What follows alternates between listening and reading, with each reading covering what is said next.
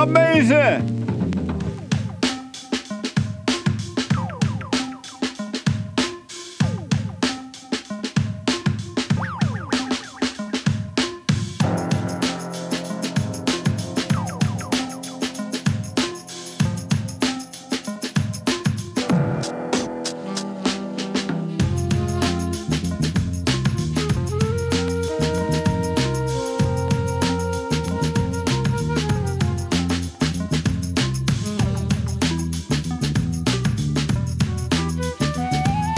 Come on, man!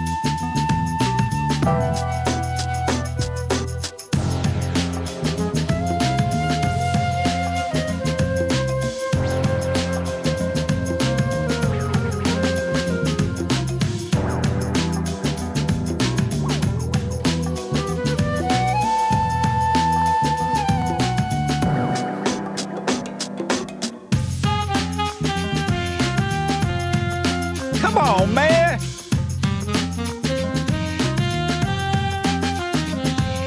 What the?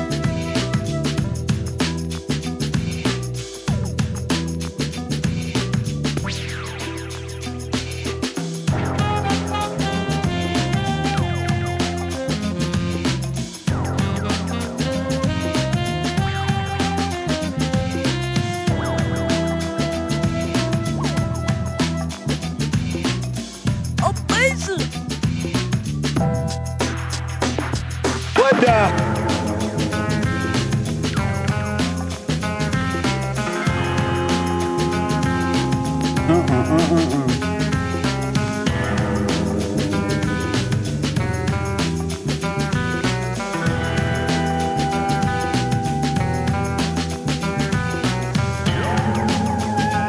Amazing!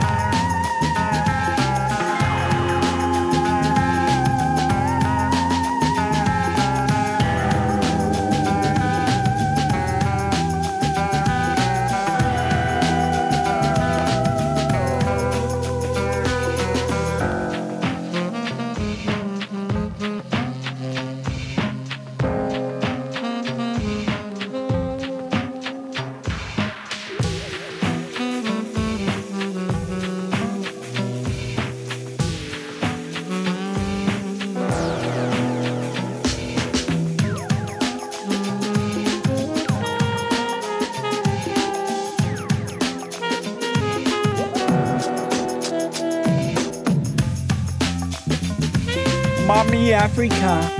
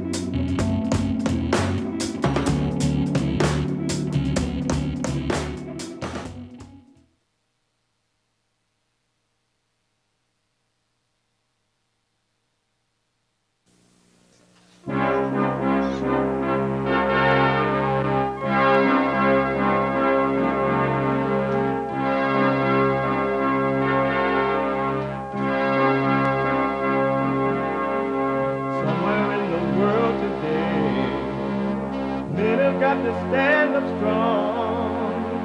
Ain't the truth about themselves to understand what went wrong. I know we can find a way. I know we can find a way. I know we can find a way to stand up, stand up, stand up. And throughout the world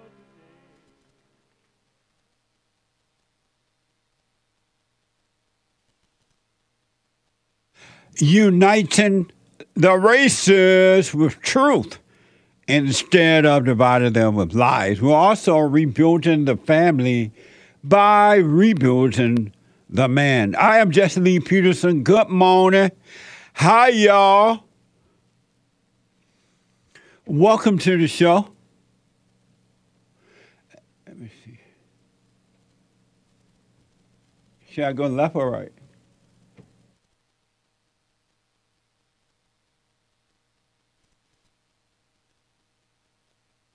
Okay, I'm just trying to get my seat well here. Hi, y'all. It's a rainy night in LA. I feel like it's raining all over the world. It's amazing. But it's nice. Right now we need the water. I know in some places it's causing a lot of problem. Happy Man History Month. I hope you all had a amazing weekend. Amazing weekend.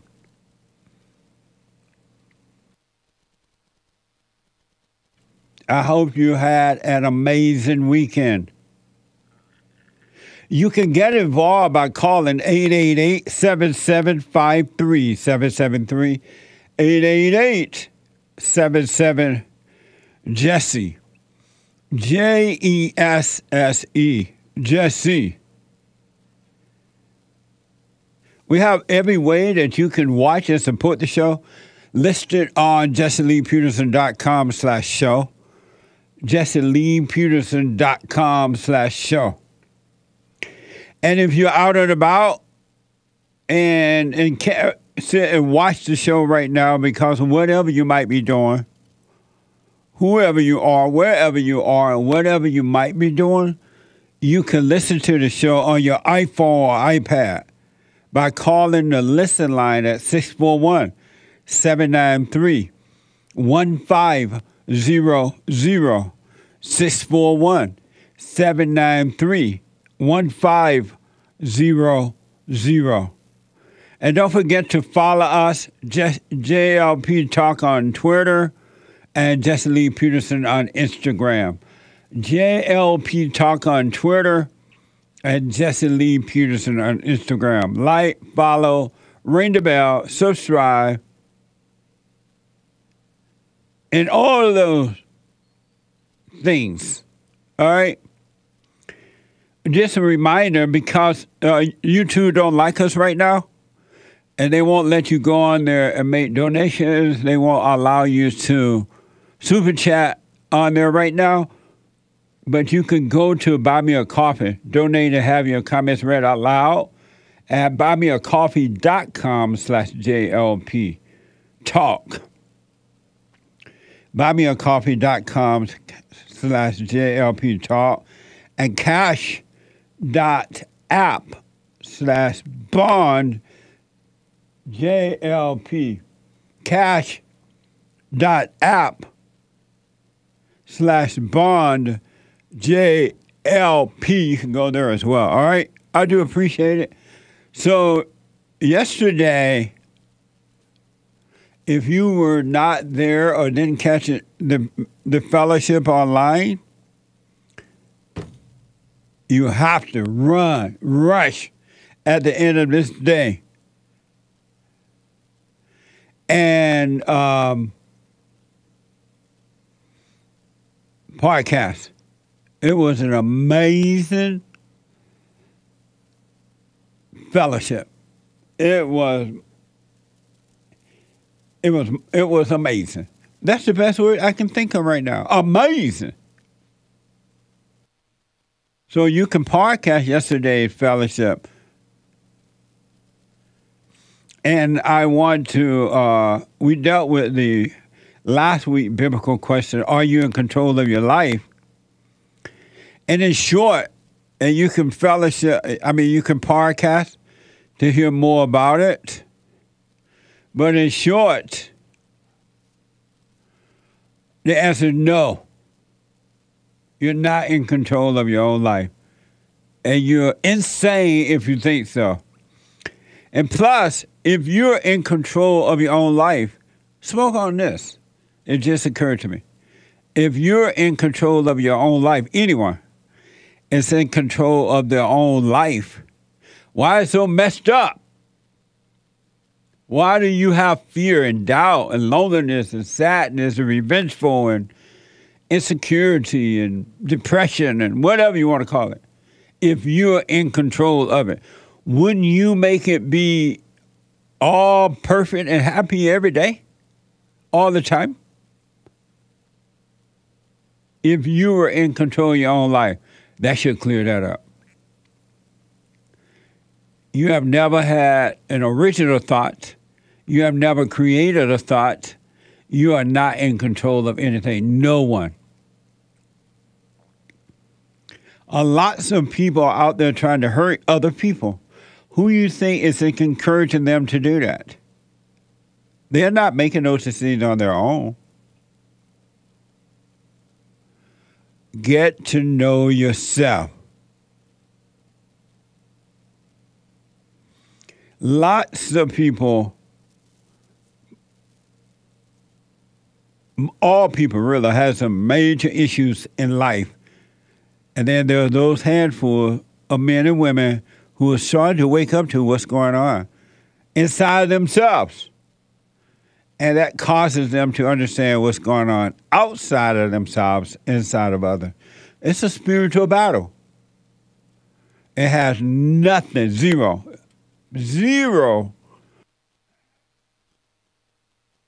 to do with color. No such thing as racism, sexism, homophobism, Islamism, Allahu Abbaism, Debbie Dadism, white supremacism, anti-Semitism. No isms. It's spiritual. And if you're like thinking that it's physical, you're like double blind. And your life on earth will be hell until you drop your body, until you die, and then you still have more hell. But if you can see it spiritual, your life on earth will be paradise. And when you drop your body, more paradise. It's up to you. It's not about race. Never has been, never will be, ain't gonna be, can't be, ain't gonna be, is ain't gonna be. Anyway, brand new biblical question. So you can podcast yesterday's fellowship. And thank you all for your finance support too. You got a lot to do and doing a lot because of you. Thank you. And those who, I have some people telling me, all of a sudden I realized I need to give back. I've been helped. But it didn't occur to me I need to give back to you so that you guys can help even more people. Thank you for that. Brand new biblical question, and it is a doozy.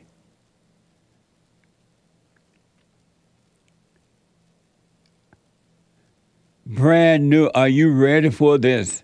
How often do you throw rocks at others? How often do you throw rocks at others? Isn't that an amazing question? These questions are to encourage you to know thyself. Know thyself. You're never going to be free until you know yourself. The beginning of freedom starts with you, and it ends with you. No human being can make you free. Nothing physical. No matter how much or how less you have, no human being can make you free. No money, no marriages, no children, no friends, no nothing. No where you live, it doesn't matter. You're still misery. You're in misery. No matter how famous you become, quote unquote. It's amazing. So, I mentioned on Sunday how people are panicking over the idea that there was going to be a hurricane in California. And for some reason, it didn't occur to me that people were going to panic until I was driving down the roads.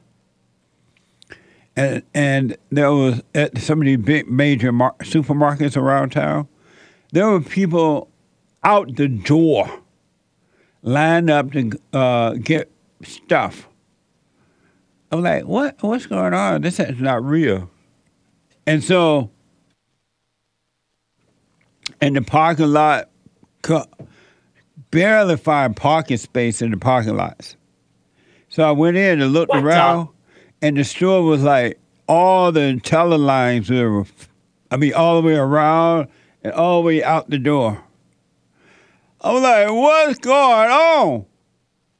People were panicking. And when I saw it, it felt like somebody was testing the people. It was like another test to see if the people were overreact. I remember the good old days when boys were boys and men were men. They would have hurricanes would happen down in Alabama sometime. There were nobody warning us, a hurricane coming. And you had to rush to the store and do that. It didn't happen. So when the hurricane came, we would see the clouds coming, and we knew it was going to be a serious rain. But no one was panicking. And they came, the hurricanes, and they went. And sometimes there were homes destroyed, and they rebuilt. But now they put on the news, and step by step, they're telling you where the hurricane is, how strong the winds are, and what you better do. They bring these experts on, mostly female, who don't know what they're talking about anyway. They tell you what you ought to be doing, scaring the hell out of you. And so life is a panic now. A panic. And somebody is causing the panic. They're causing you to panic. And they're gaining physical something from it. Money, false sense of power. And yesterday, in L.A. at least, I don't know, did it happen all over California, but in L.A., during the rain, it was raining, so like after the meeting, I was eating some dinner. It was raining, of course, and then the earthquake came. I'm like, what the? Come on, man. So the earthquake came, and it felt like somebody trying to push my house over. Like they were trying to shake it. And it was going back and forth like this. I was like, what the? And I felt the earthquake coming, too. You can feel the little rock and rolling. And then it happened, and then it moved on. Did you feel the earthquake? I did. Oh, you did? Yeah. Wow. And what did you think? I had to take Sandy. We had to take cover.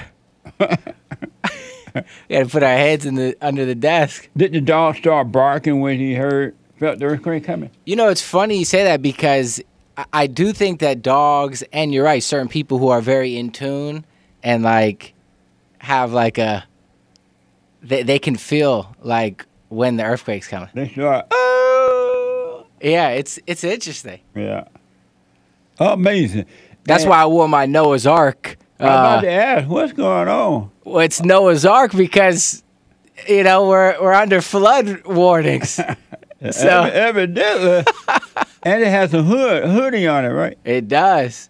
And a God's Promise rainbow. Not to be mistaken with the... And what did God promise? that he would never flood the earth again. So why is it flooding all the time? L.A. is, what's that place? Sodom and A Gomorrah. promise made, a promise broken. Because it just flooded yesterday. It's true. He's trying to teach L.A. a lesson. Oh, amazing. So there was an earthquake. People panicking, hurricane, and earthquake all at the same time. What the?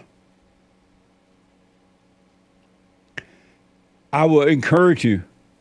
Do what you want, right?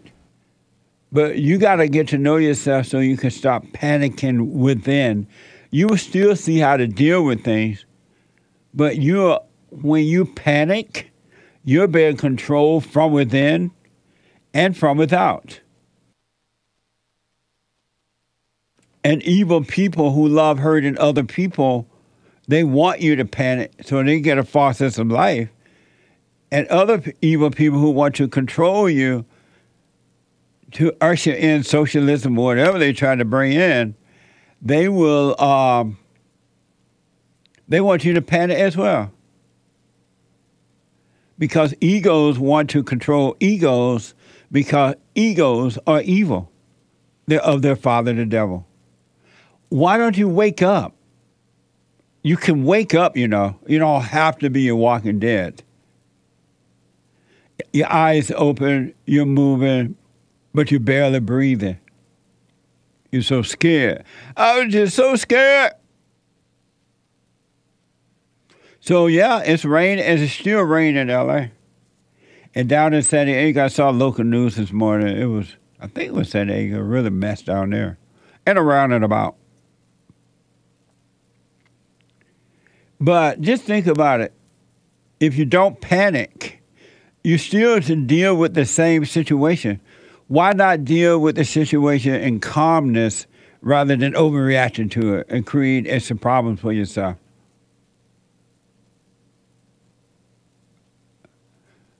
It's amazing. We have the fire happening down in there in Hawaii and another one up north somewhere, Washington State or somewhere, wildfire. Somebody is controlling this. Talk about insanity in my country, insanity in the streets. Grandpa, tell me about the good old days. Remember the good old days when none of this stuff was happening? For the most part, at least homelessness and robbing and killing and stealing and carrying on. We had police all around. Everybody loved the police. Now you can barely find one. And if you do get one and a crime is happening, they can't do anything about it because their bosses won't let them. Insanity in the streets is mind-blowing now. Almost to the point where it's becoming a norm because you forget the good old way. Well, I don't, but most people do. And the insane world become like a normal world. It's like the same insane world that you live in within yourself. Doesn't that seem normal? Even though it drives you crazy, you have fear and all that. But it seems normal because everybody does it. So this insane stuff that's happening in the streets, it almost seems normal. Grandpa, tell me about the good old days. Insanity in the street. I don't know if you've heard, the Blaze is reporting a man barged into a Denver business looking for free food while the owner was being interviewed by a news crew about the drop in sales over the homeless crisis. And homeless people are so mean and nasty, and they feel like you owe them something. I'm like, what the? You tell them y'all got to go, they get mad. The Blaze has also reported that New York City, talking about insanity in the streets, right? The Blaze has reported New York City holds the first ever anti-rat day of action in Harlem. Who let the rats out? New York City, according to the Blaze, is holding the first ever anti-rat day of action in Harlem. Does that sound like another civil rights movement?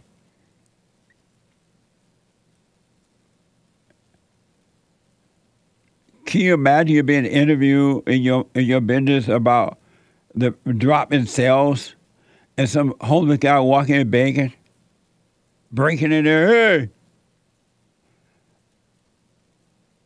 New York is holding the first ever anti-rat day in Harlem. Harlem is a black area, right? What the? Now the rats want civil rights. NBC is reporting that traffic came to a complete stop on a busy intersection after the woman was caught on video pointing a gun at everyone in her path. Insanity in the streets. The world gone crazy.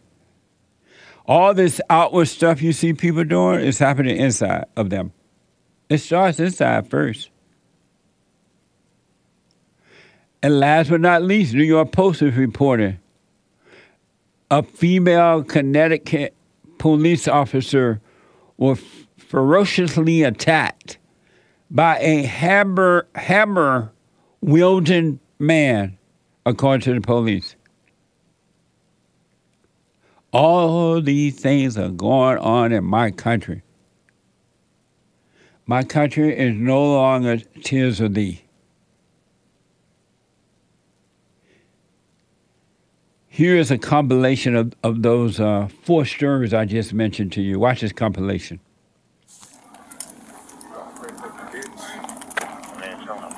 Can you put that down, please? What? Can you put that down, please? Now!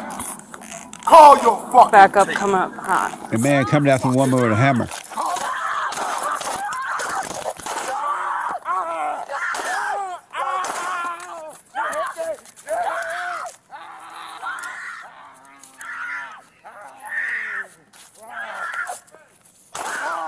We witnessed the problem firsthand at Cheese Meat Board, a charcuterie shop in between Triangle and British Bulldog. What can we do for you? I was just going to grab a sample, sorry. We have sandwiches. I don't know, I was just going to grab a sample. We don't have samples. That's not Yeah. They're samples, that's what those are. No, they Those cost money, Yeah. like 25 cents? Yeah. Wait. That is it. And the first anti-rat day of action was held today in Harlem. City agencies, including the sanitation department, teamed up to show and tell people how to keep rats out of their community. The city's first rat czar was also on hand to provide some tips. Rats need food, water, and shelter to survive. We've had rats the size of Crocs, just running up and down the street like a Croc shoe, an average size 8, running up and down the street. This eye-opening video raced across social media yesterday. A woman in Long Island seen pointing a gun at police, at drivers, and then at herself gets taken down by that police cruiser. In dramatic fashion, a Long Island officer behind the wheel of an SUV makes a crucial decision as he accelerates, hitting the woman on purpose, making contact with her legs, knocking her down, allowing other officers to step in, taking the woman into custody. Grandpa, tell me about the good old days. The world gone crazy. This is what happens when you tell people that anger is good. It's the new religion in my country. Not forgiveness, not overcoming, but anger is good. You're working on the behalf of evil, and this is what you get. A lot of people probably high, too, doing all this stuff. Everybody and their mama on drugs, except baby Jessica's daddy.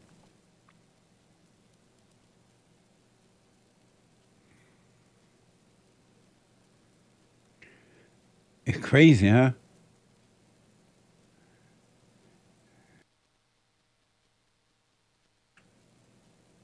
Just like the hurricanes, you see the insanity in the streets and overreacting. Remember when people did not overreact?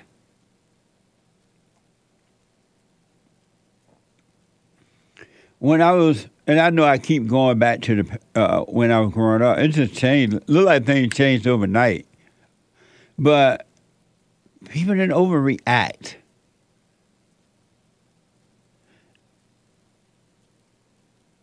They took care of business, they dealt with the issue, but they didn't overreact.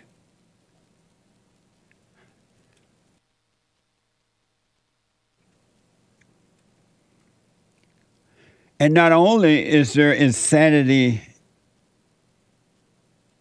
in the streets and overreaction, it's in the homes. That's where it really starts.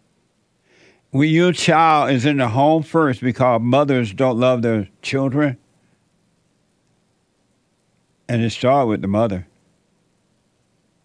Whether you like to hear that or not, and there are mothers who are hearing this, and then when they first hear me say it, they're like, what the? And then they think about it, some do, and they go, you know what, he's right. And they start to overcome. Insanity in the home is everywhere.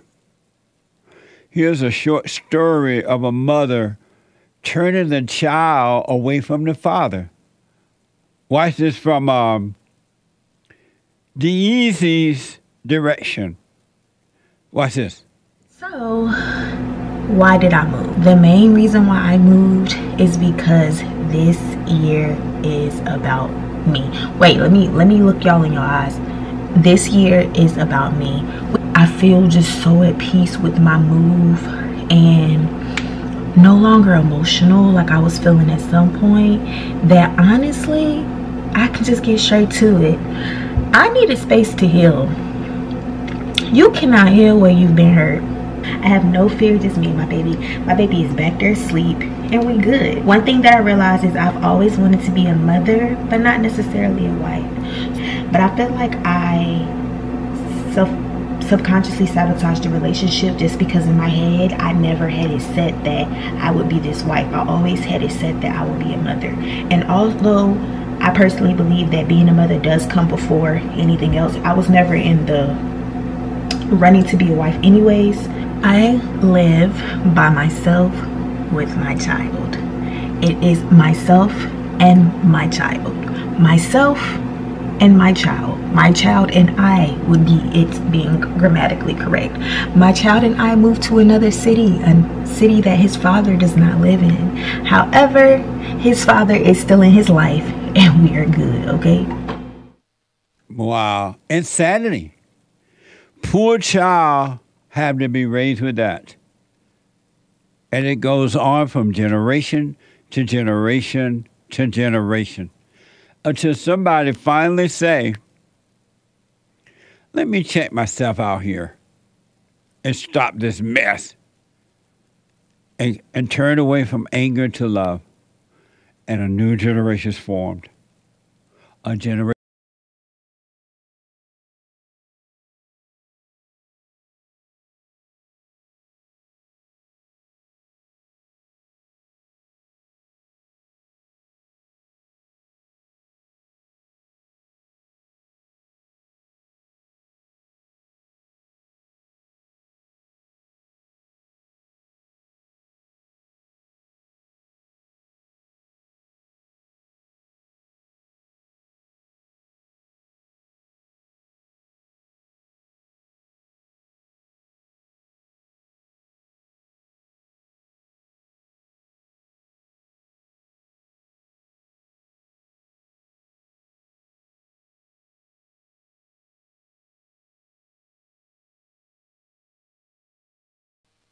I have books that are amazing.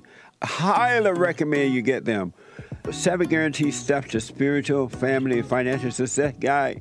Even if you're not starting a business, but you have a job, or you're on welfare, it can help you if you do Be doers of the word. All right? From rage to responsibility. From rage. That's what I write about in the first chapter, especially how I overcame. Scam. How the black leadership exploits black Americans. They are using them. And blacks are too willing to be used.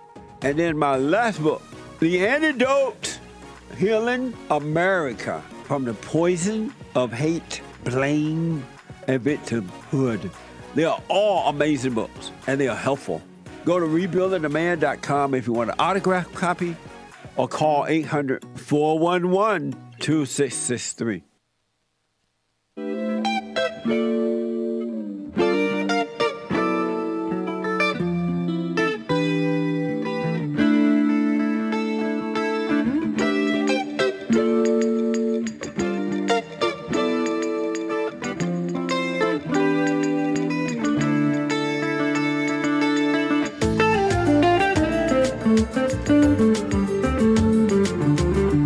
A spiritual battle, it is not physical. It is not physical. And you're blind if you think that it is, and your life is miserable. Know thyself. The kingdom of heaven is within, and it is done. Everything is completely done. It is finished. And to all those people who are waiting for the rapture, you're going to be waiting until the cows come home. The rapture is done. It is completed. It is inside of you. It's amazing. A couple announcements. The Hake report is coming up at 9 a.m. this morning. The Hake report.com from 9 to 11 a.m. and at 12 Pacific time. And James Hake is on fire. And at 12, the American Anchor Baby. The American Anchor Baby. At 12, right after the Hake report. Well, hour later. Pacific time. Amazing, huh? And for personalized shout-outs, whatever the occasion is, encouragement, congratulations, weddings, birthday shout-out, or just plain old shout-out, I will do them for you. Go to cameo.com/Jesse Lee Peterson. Cameo.com/Jesse Lee Peterson. All right? And check out our merch. It's amazing merch at rebuildingtheman.com/stores. We have shirts and tote bags and mugs and hoodies and everything. Everything, all right? rebuildingtheman.com/store. Let me go to Lynn, a first-time caller out of Georgia. Georgia on my mind. Lynn, welcome to the show. You're on the air. Good morning. Good morning, How Lynn. are you? Thank you for having me. Yes.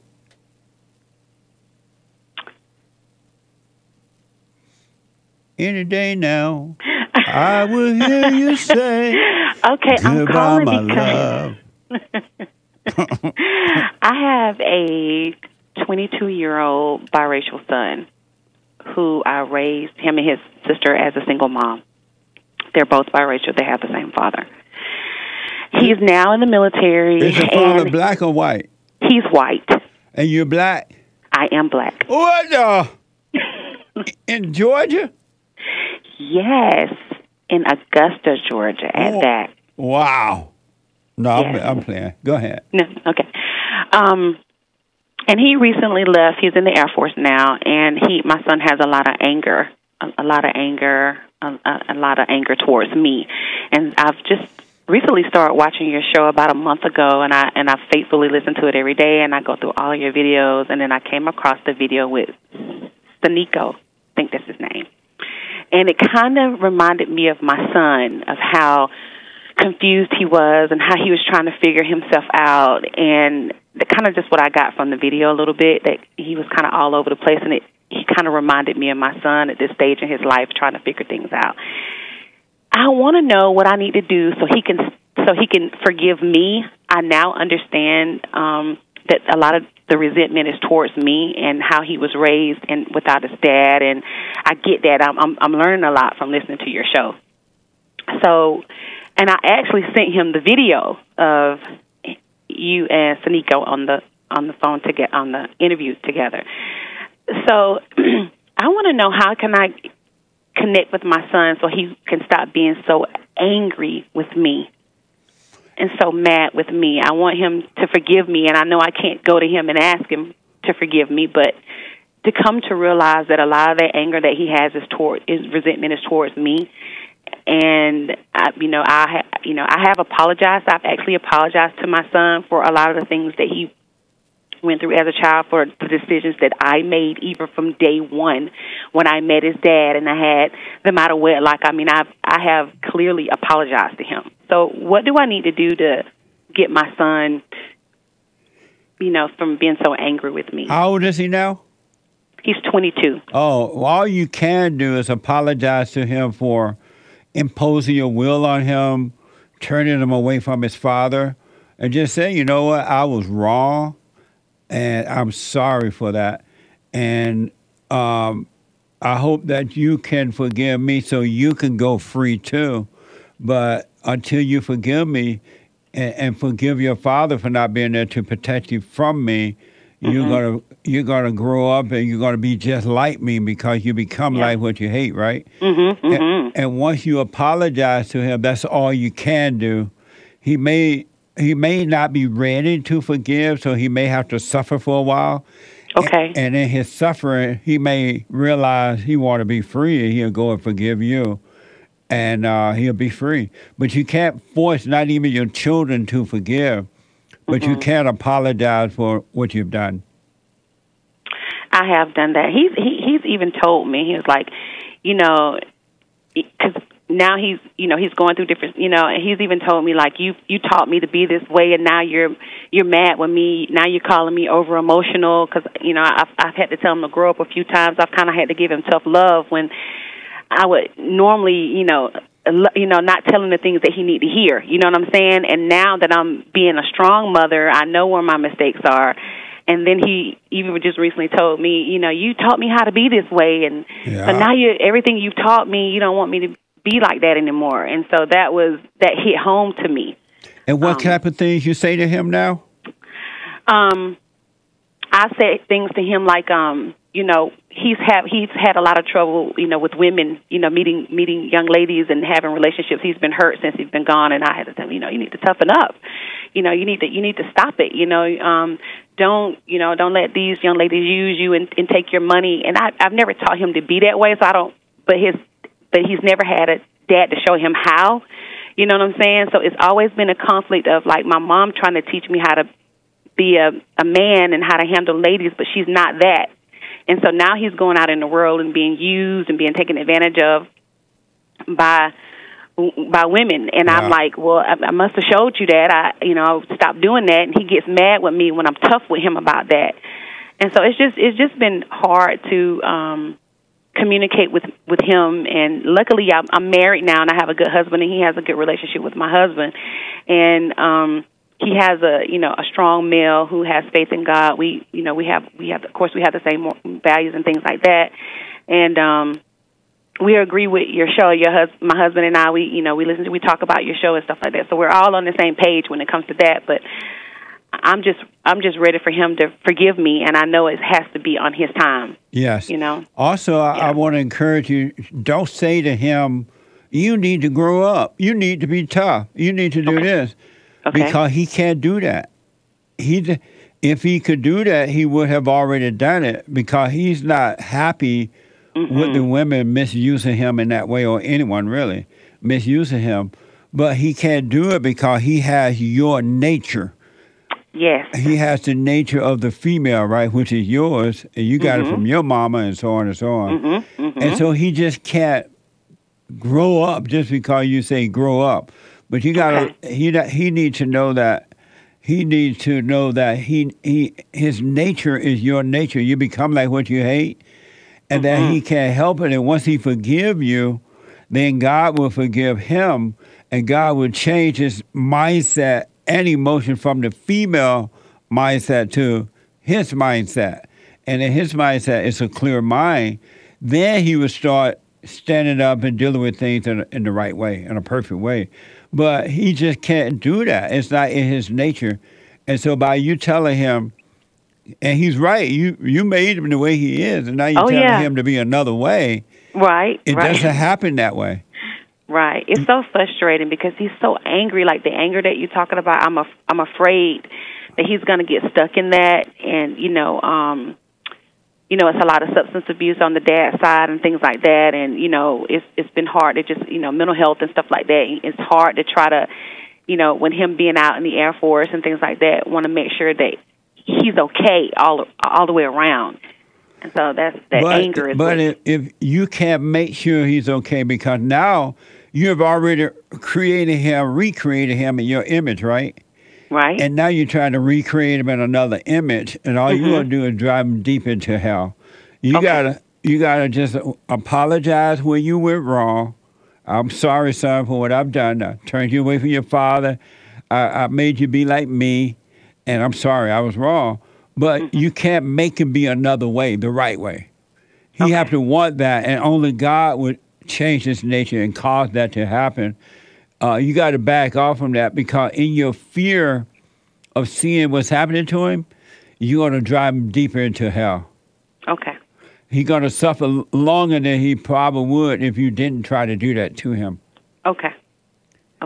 You have to just let him suffer, and don't feel sorry for him, and don't pity him, or don't do any of that, because all that emotional stuff is evil, and it'll make his life even worse. Yeah, I get that now. Like, I really, truly get that now. Yeah. And it's sad to sit back to watch. Like, it's almost like you're watching the monster that you've created. Yes. And you're watching and it's your child, and your child is suffering because of what you did, like the choices I made and all those things that I did for being selfish. And now my kids are suffering for it. And, it's very painful. And why do you think you did those things to your kids? Have you apologized? You have a boy and a girl? Yes. Have you apologized to your daughter? I have. Okay. How old is she? She's 23. Yeah, because she's going to do the same thing you have done. She'll be attracted to the same kind of men and everything. Yeah. She has. She has. And it's painful to watch her go through some of the things that I went through as an unwedded mother. Yeah. And she's on her second baby, and my first granddaughter is only 1. And so that, and even me being a single mom, of course, I didn't promote that. My kids went to magnet schools and they did really well, but I still was a single mom dealing with my stuff. Yeah. And and even though everything looked great, my own stuff, they were observing the stuff that I didn't. They were actually seeing the stuff that I didn't want them to see. And now, as a grandma and as a mom now, watching my adult children, it's very painful, because now my daughter is an unwed mother, and she's on my grandbaby is due in December, which of course we all love the babies and things like that. And she's even with the father, but she's unwed. She doesn't have a degree, and that's not how I did things. And so it's all of those selfish decisions I made to have them. I see the suffering for it now, and it's so painful as a parent. What a mess! A mess. Why does she need a degree? You said she doesn't have a degree. Why does she need one? Well, because she wants one. She actually wants to be a nurse, so that's her desire. Oh, I see. Right now, she's a stay-at-home mom. Luckily, the father he's a teacher. He's able to take care of the household, which I love that. Like, I love her being home and taking care of her baby, and I'm encouraging her to take advantage of that. And she's in school, so now she's understanding, like staying at home. I do teach my daughter to keep the house clean and have the meal ready. I think that's important for, her to understand it, even though she's not married, but they're living together. And I think that she's learning how to balance it all. And she wants the degree, so that will, she feels like that will help her, be stable for her children in the future. But it's just a mess. When I first came to realize all of these things that I had done and all this mess that I created with my children, it was amazing. Yeah. Amazing. Amazing. So, like, what the? Exactly. I find myself saying, what did I do? And I own it. You know. Why do you think you did those things to your children? Selfish. I used to put myself in situations where it was either fight or flight. And when you have children, that's a dangerous position to put yourself in because, you know, one decision could make everything okay, and another decision could blow everything up in your face. And a lot of my decisions blew up in everybody's face for selfish reasons, and a lot of because I was a single mom trying to make it and making decisions just to trying to keep a roof over my head. And it's not an excuse because I'm educated. I'm highly educated. But I know that doesn't matter. But I did provide a stable home, and I was able to get decent jobs to pay the bills and things like. I'll put it like that. Where was their father? Was their father in their life at all? Substance abuse. Really, really, really bad substance abuse early on, and enough to where my son even observed it happening. He was so bad it was intravenous use, and he just recently about 3 years ago diagnosed with kidney cancer. So it's just what a mess, as you can. And now tell him to forgive his father, though. Yes, he has. Both of them. They both of them. My daughter just about a month ago, he came and stayed 2 weeks with her. Nice. And she was able to forgive her dad, and I was so glad about it. And then my son, right before he went off, or he came home to visit one time, they almost went to blows with each other. But my son, he was like, "Listen, don't, the raising is done. I'm an adult now. Now we can just have a relationship. I respect who you are, and this is who I've become today." And it also kind of makes me mad sometimes because it's like they forgive their dad before they forgive me. It's almost like the substance abuse is a reason, And don't be jealous. I know. I'm just being honest. Like it used to kill me because I was always very transparent with them. And it's like, well, he was on drugs, and I was like, yeah, but I was here every day. Like you can't give me credit for that. It's like I get credit for nothing. That's the devil in you. Well, it is. Why you didn't marry their father in the beginning? He didn't want to marry. Oh, he just wanted sex. Yeah, I'm sure he did. And you said okay? I did. Amazing.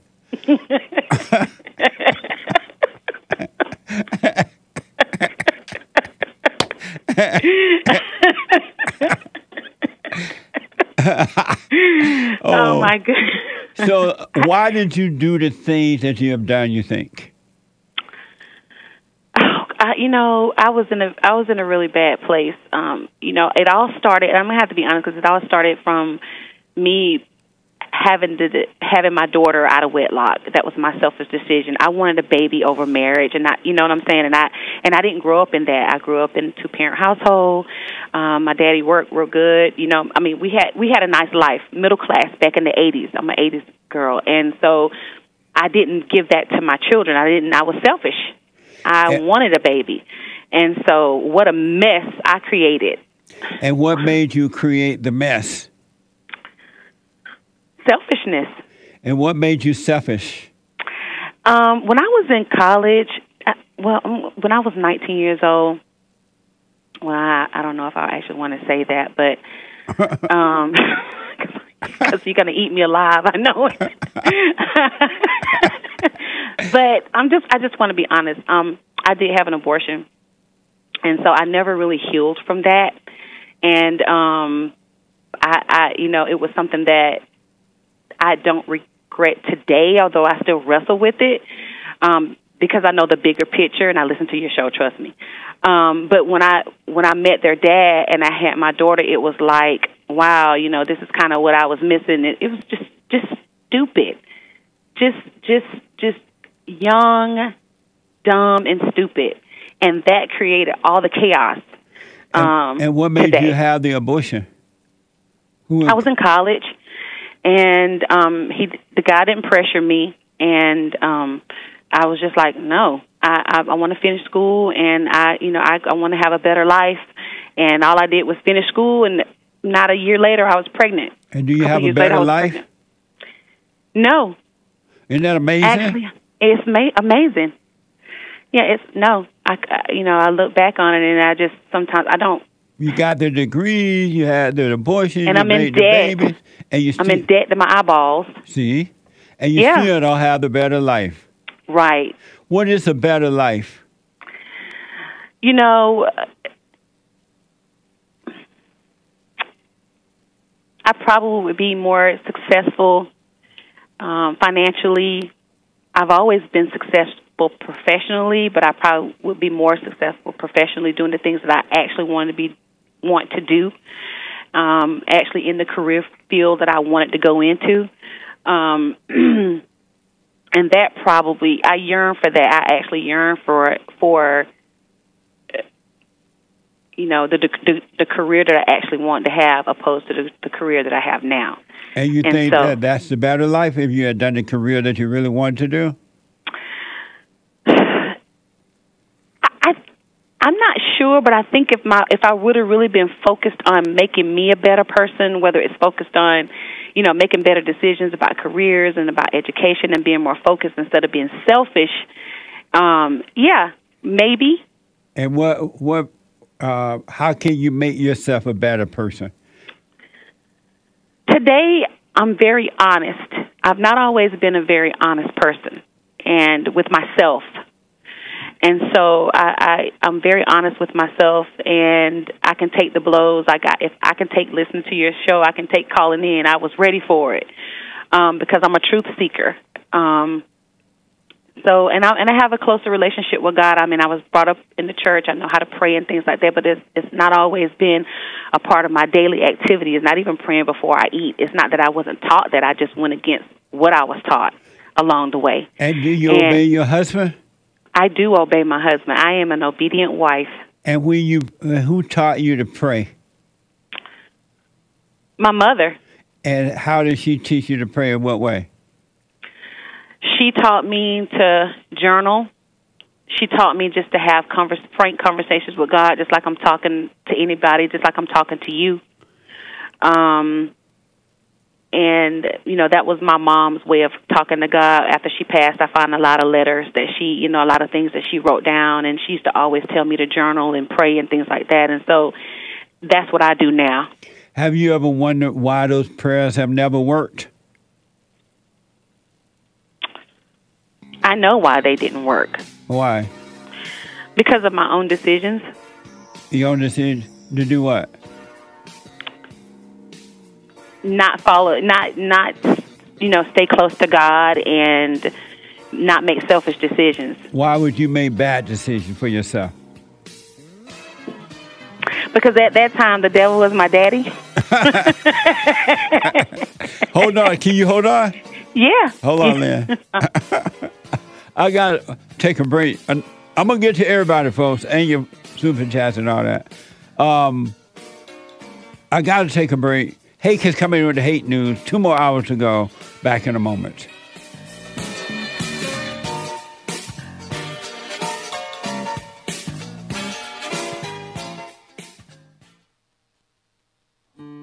We have a counseling service, and I have to admit, thanks to God, it is the best counseling service on this side of heaven. I counsel with men and women, families, individuals around the world. Most people are unhappy, they're miserable, they have rough lives, they're depressed, suicidal, young and old, of all races. I understand, I know why, and I do understand it. Because exactly what's happening in me is happening with everybody outside of me, inside of them. And I've noticed that with those who really, really, really want to understand, they overcome it just like that, out of one counseling session. If you need counseling, you can go to rebuildingaman.com or call 800-411-2663. 800-411-BOND. Best counseling service on this side of heaven.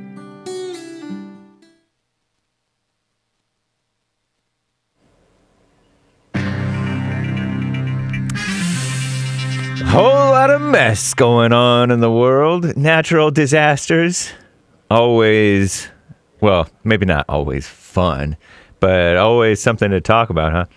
This is the end of hour one of the Jesse Lee Peterson Show. It is Monday. Everybody loves Mondays. August 21st, 2023 AD. Stay tuned for hour two. Jesse Lee will be right back to your calls. The lines are full.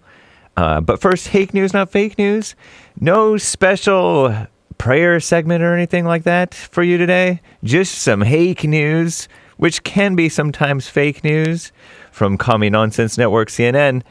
iPhone update. Apple's fall product launch next month may include the iPhone 15.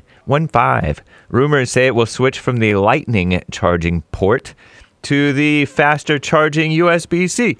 Lightning to USB-C. Whoa. So that will make it more standard with Android phones or something, maybe? Not sure. Storms blowing through here in Cali. Tropical storm Hillary with one L, Hillary, is pushing into SoCal, Southern California, with fierce winds and record-breaking downpours. So they say, CNN does. There have been widespread reports of flooding, mudslides, downed power lines across California, and the threat remains today. Hillary is forecast to continue moving north through California and dissipate over central Nevada in the coming hours, bringing several additional inches of rain along the way, according to the National Weather Service. Once a hurricane, Hillary has weakened as it made landfall in Mexico on Sunday. So it's not a hurricane anymore. Where in Mexico, at least one person died. The Hillary crossed into the Golden State, that's California. The storm's also impacting air travel in California and nearby states, with thousands of flights delayed or canceled across the West Coast. And that rhino debate. Former President, our greatest, Donald J. Trump confirmed yesterday, he will not participate in the Republican primary debate, which will take place this Wednesday in a couple of days in Milwaukee. I guess that's Wisconsin. I don't know geography. For weeks, Trump has privately and publicly floated skipping it, given his lead in the polls and the fact that he wants his basically re-election, you know? Anyway, Trump stated in a social media post, was this on Truth Social? Not sure. The public already knows who I am, he said. I will therefore not be doing the debates. Sources familiar with Trump's plans tell Commie Nonsense that he is going to sit for an interview with former Fox News host Tucker Carlson instead. Nice. And Tucker is not one to go too easy on people, so it shouldn't be too much of a softball interview, I predict. But we'll see. There will be 7 other GOP candidates, rhinos, on the debate stage. Mike Pence, former vice president. Some people call him a traitor. Florida Governor Ron DeSantis, DeSanctimonious. Nice guy, I like him. Former South Carolina Governor Nikki Haley. Not a fan. Entrepreneur Vivek Ramaswamy. The anchor baby from India. His parents are Indian. North Dakota. Oh, by the way, so is Nikki Haley. North Dakota Governor Doug Burgum, whoever that is. South Carolina Governor Tim Scott. He's not a governor. He's a senator. He's a rhino black guy. Right? That one? Anyway, former Arkansas Governor Asa Hutchinson. Not sure how to pronounce that. In Maui, there's wildfires. Former Vice President Joe Biden will visit Maui today to witness, he's the so-called president, right? Witness the devastation left by the wildfires in Maui, Hawaii, more than a week ago. Some residents and Republicans have criticized Biden's response to the disaster in his lengthy period of public silence as the death toll rose to at least 114 last week. Thousands of residents remain displaced. More than 1,000 more estimated to still be missing. So many more could be dead. As crews continue to comb the burned ruins. Many residents of a tight-knit island community now face a hard choice: move and start over elsewhere or stay behind and rebuild from scratch. I heard there's crazy fires up in Canada too, including destroying communities. I'm James Hake. Now back to JLP, Hour 2.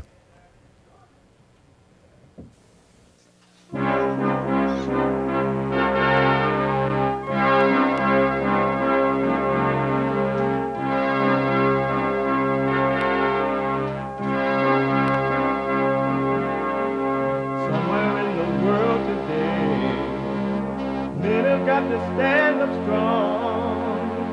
Ain't the truth about themselves to understand what went wrong. I know we can find a way. I know we can find a way. I know we can find a way to stand up,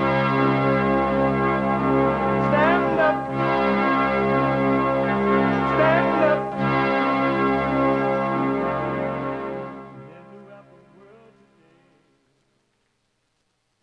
Uniting the races with truth instead of dividing them with lies. We're also rebuilding the family by rebuilding the man. I am Jesse Lee Peterson. Welcome to the second hour of the show today. You can get involved by calling 888-7753-773, 888-77-JESSE, Jesse. Jesse.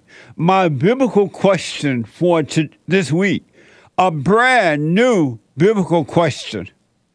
How often do you throw rocks at others? How often do you throw rocks at others? Amazing question. Know thyself. We have every way that you can watch and support the show listed on JesseLeePeterson.com/show, JesseLeePeterson.com/show. And don't forget, wherever you are, whatever you're doing, busy, working out, whatever you're doing, you can listen to the show on your iPhone or iPad by calling the listen line at 641-793-1500. That's 641-793-1500. And don't forget to follow us, Jesse Lee Peterson, on Instagram. Jesse Lee Peterson on Instagram. And JLP Talk on Twitter. JLP Talk on Twitter. I'm going to get to your super chat. And by the way, happy Men History Month. August is Men History Month. I want to go quickly back to Lynn. I had to put Lynn on hold there. And she want to try to help her adult children overcome now.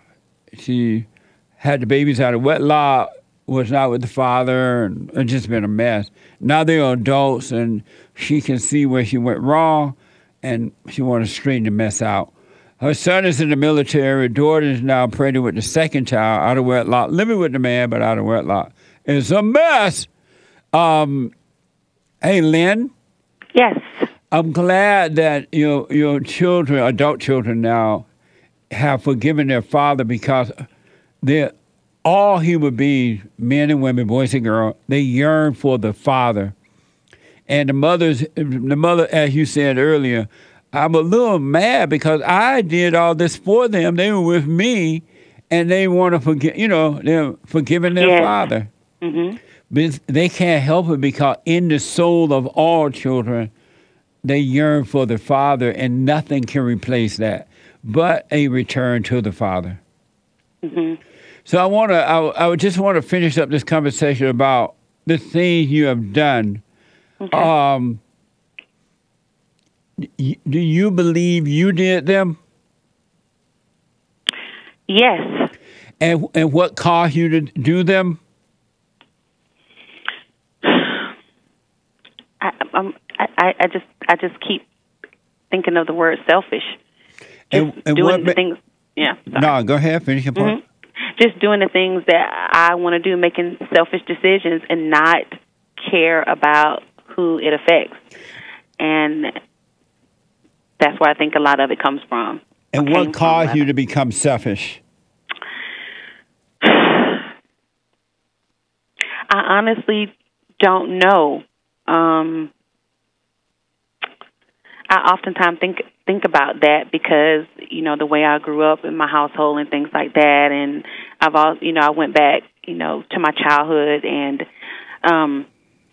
it's just a lot of history of mental health. I'm just sharing with you. I'm not making excuses, but I think the more that you know, and it gives you a little bit more insight. It's my dad, he committed suicide when my son was 9 months old. So there was a lot of mental health stuff on my father's side, and I'm not saying that has one thing has anything to do with another, but there's just layers of things that contributed to maybe some dysfunction in my life, because I'm definitely not making excuses. I've been in therapy. I've had therapists. I've had a couple of them over the years, and to work on myself and to get better. And the only way that I saw that things started to get better to me is the first thing I had to do is I had to atone for a lot of the things that I did, and that was a very, very painful journey, because I had to look back on all the selfish decisions that I made, and I had to sometimes even go back and apologize to people that I hurt because of situations that I was in, and then I had to clearly start focusing on my children, and then I had to work on my relationship with God. I have a relationship with God. I grew up with God. I know how to pray and things like that. I mean, but I went away from that. Like I said, my mom taught me how to pray. So I had to be honest with God and be honest with myself, and that was very, very, very difficult, because I had to look back over the abortion that I had. I had to look back on a lot of selfish decisions that I made over my life, and it was very painful. When you went to therapy with those people, Mm-hmm. were they able to help you? Yes, I can say yes. And so they were able to help you while you're not free? That's a good question. I don't know. So then why do you think they were able to help you? I don't know. I think that's because the way society has designed things, and I've allowed myself to think, I can go to therapy and make things better. I don't know. I honestly can't answer that.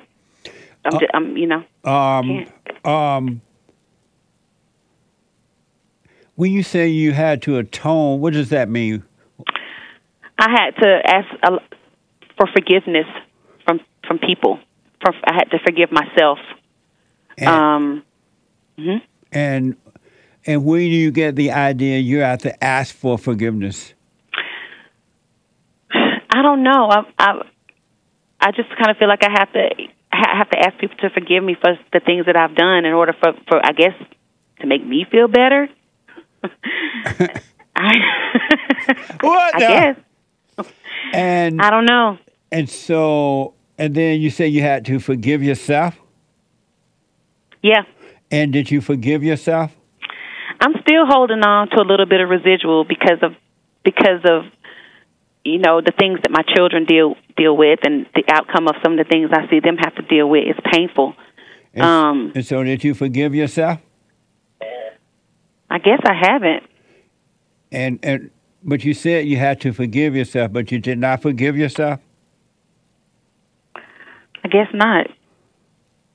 You don't know for sure? I don't. I guess coming from this conversation, I don't. I guess I have not forgiven myself. And why not?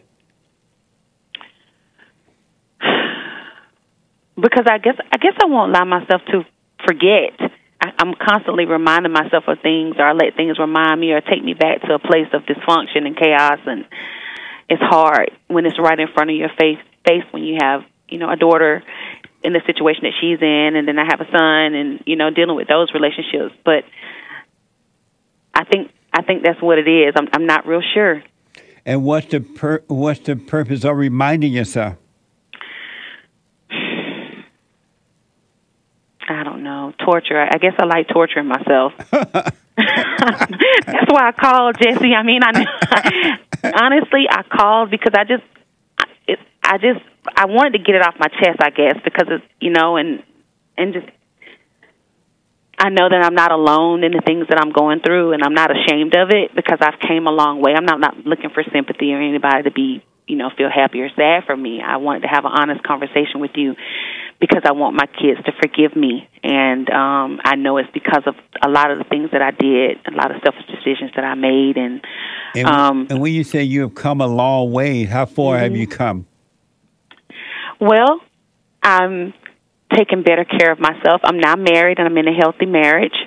I'm taking better care of myself physically. I used to be overweight. Now I work out and do things, and I didn't take care of myself. And I pray now. I have a good relationship with God. I'm still working on things. I'm not a reader, so I like to listen. So that's how I kind of got drawn to your show, to kind of to keep myself stable and focused on positive things, because my mind will wander and go to those places. So I try to keep my mind surrounded by good things, like your show and reading other things and stuff like that. And what's a good relationship with God that you now have? That I'm honest with God, even though He already knows. But you got to understand, like, that's a big deal. So God, like, Lynn, stop lying to me. Right. Like, be honest with yourself for a change. And I do have a healthy marriage that my children can now observe. I'm very proud of that. My husband is the head of my household, and a lot of people don't understand that. He is, I understand when you talk about how, the blessings come through the husband, and, those not be your words, but that's how I interpret it. Yeah. So I'm proud of that. I'm proud that I know my role, because my parents showed me what my role should be in marriage, and I'm proud of that. And so my parents, and so how I kind of make myself feel better and clean myself up is that now I have a healthy marriage. I have a healthy relationship. Now my kids are able to observe a good marriage, and we put God first, and we're very honest with them. Let me ask, what type of treatment you see the women doing to your son, the women he dates? Oh, my God. Everything you've said on your show. He spends money on them. He's a slut maker. What now?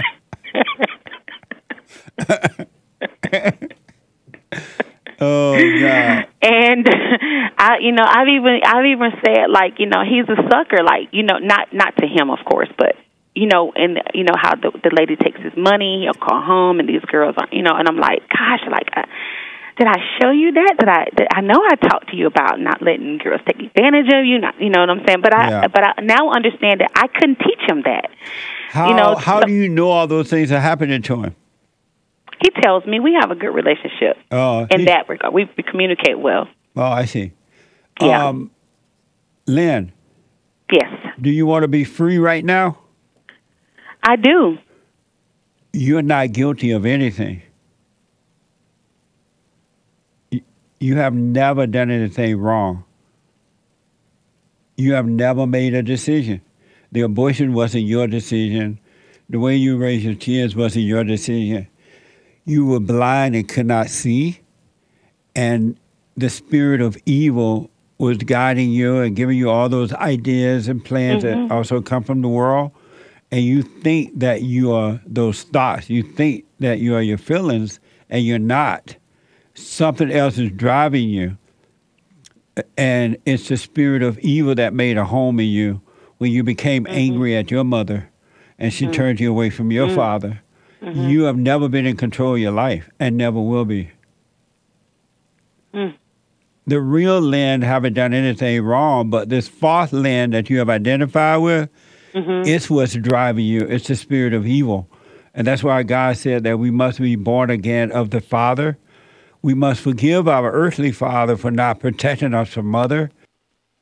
Because the Satan is the woman's God, and she recreate the children in her image. Right.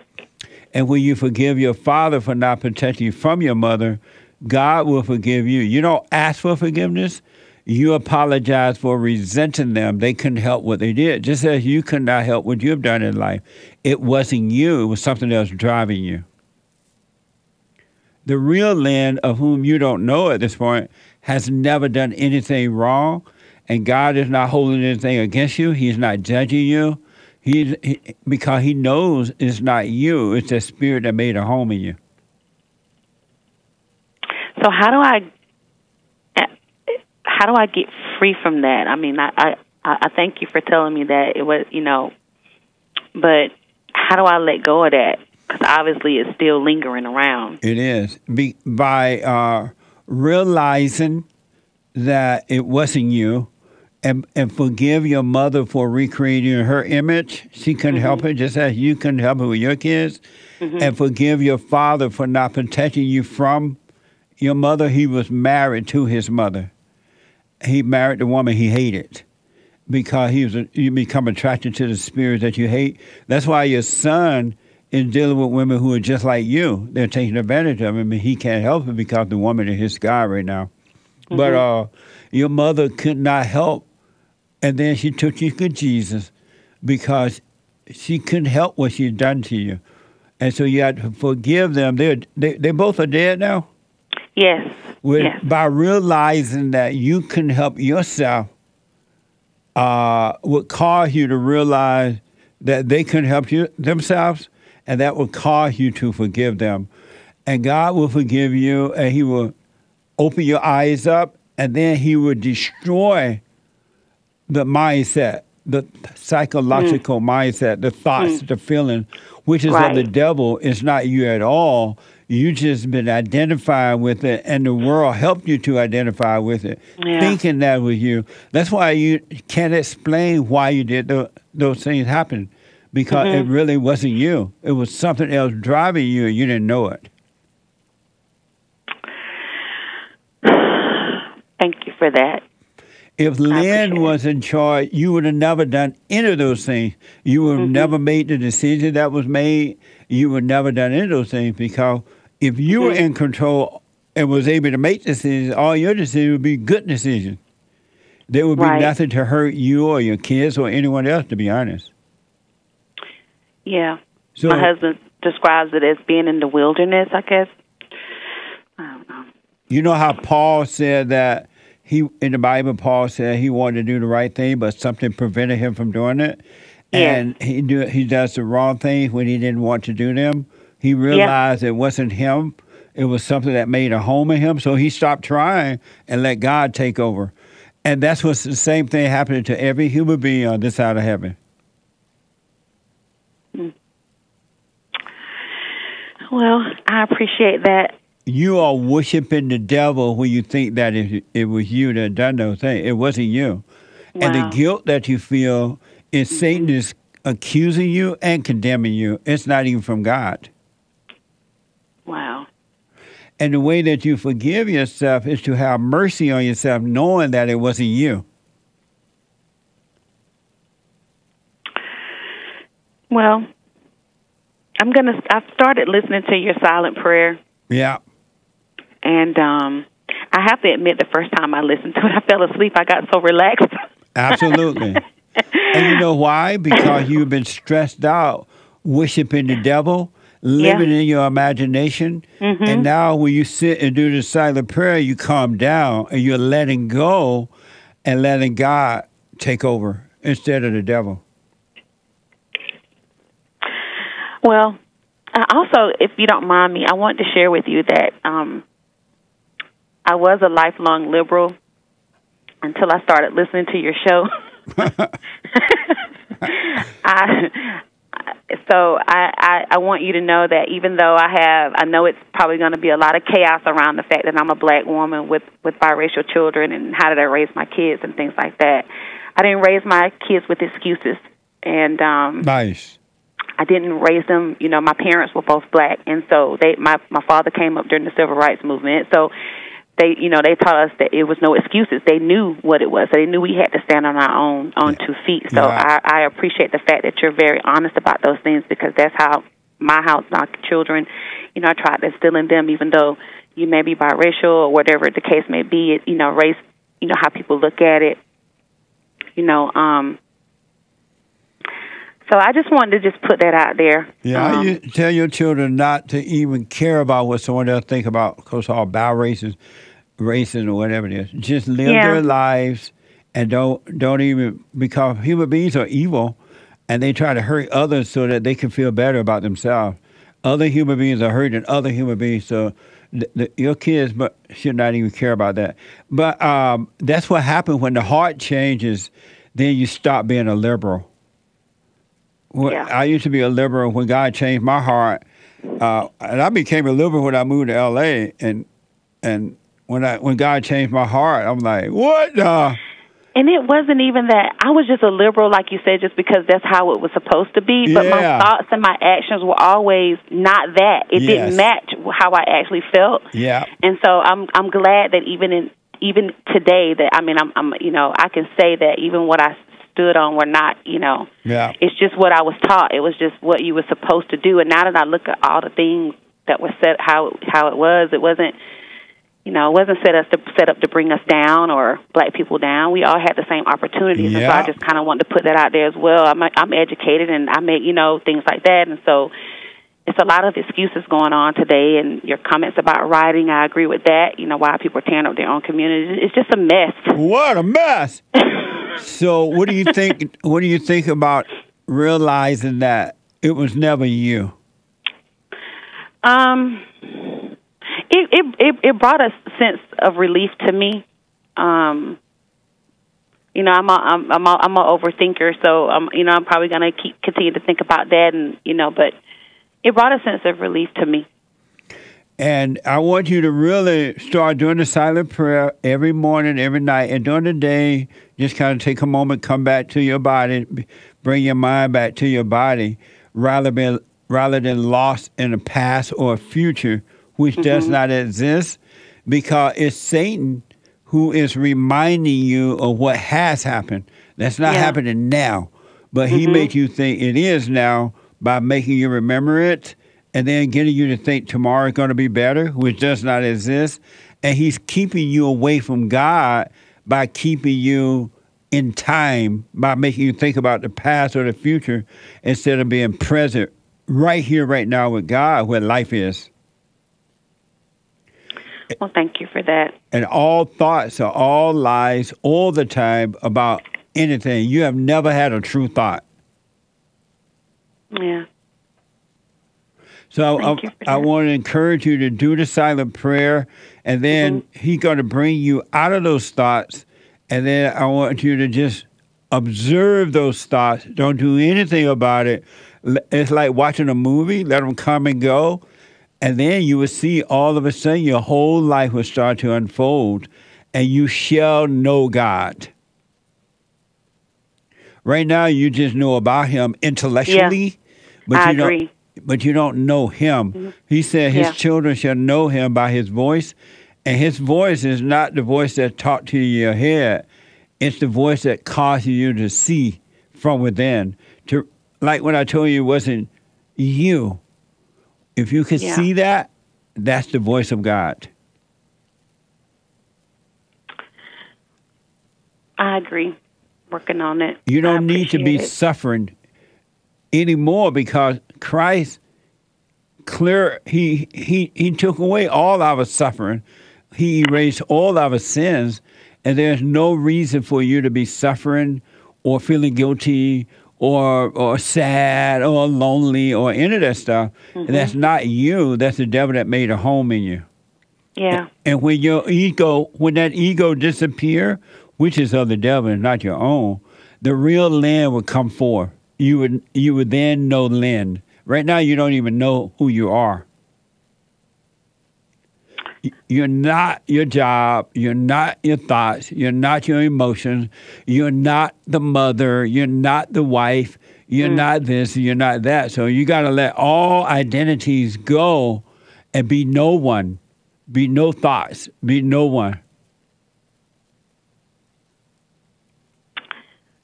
I'm going to take your advice and start, continue to listen to the silent prayer and work on it. Yeah. And all identities will die. That's what it means to die. You have once to die, and that is die of the ego, of this false self. You have identified with the false self. That's not the real self. Yeah. Well, thank you for taking so much time with me. I really appreciate it. I'm glad I got through. You're welcome. Let me know how it goes. And I'll call you back. I would recommend you let your kids listen to this tape. Yeah. Okay, yeah. Wow, that's a good idea. I'm going to send it to my son. Yeah. And tell them both that they need to forgive you, apologize for resenting you. Wow. Because you couldn't help it. Your mother did it to you, and Wow. and your daughter would do it to her children. And if your son make kids, he's gonna marry a woman just like you, and she's gonna do it to them. It just repeats itself until they forgive, and God will forgive you. Forgive them. Well, thank you so much. I really appreciate it.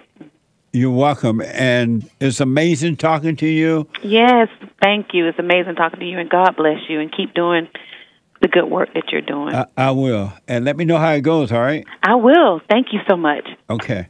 Bye-bye. Bye. Amazing. And the point is, no one knows why they're doing things. And yet they do things that bring hurt to themselves. And they don't know why. And that's why I talked with Lynn for a long time.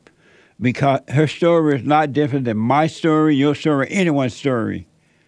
Every human being have the same story. Situation might be a little different, but it's the same story. It's the same. Every man and woman have the same problem. And they don't know why they do it. I don't know why I do that. I don't know why. Just think about it. You would never do this if you were in charge of your own life.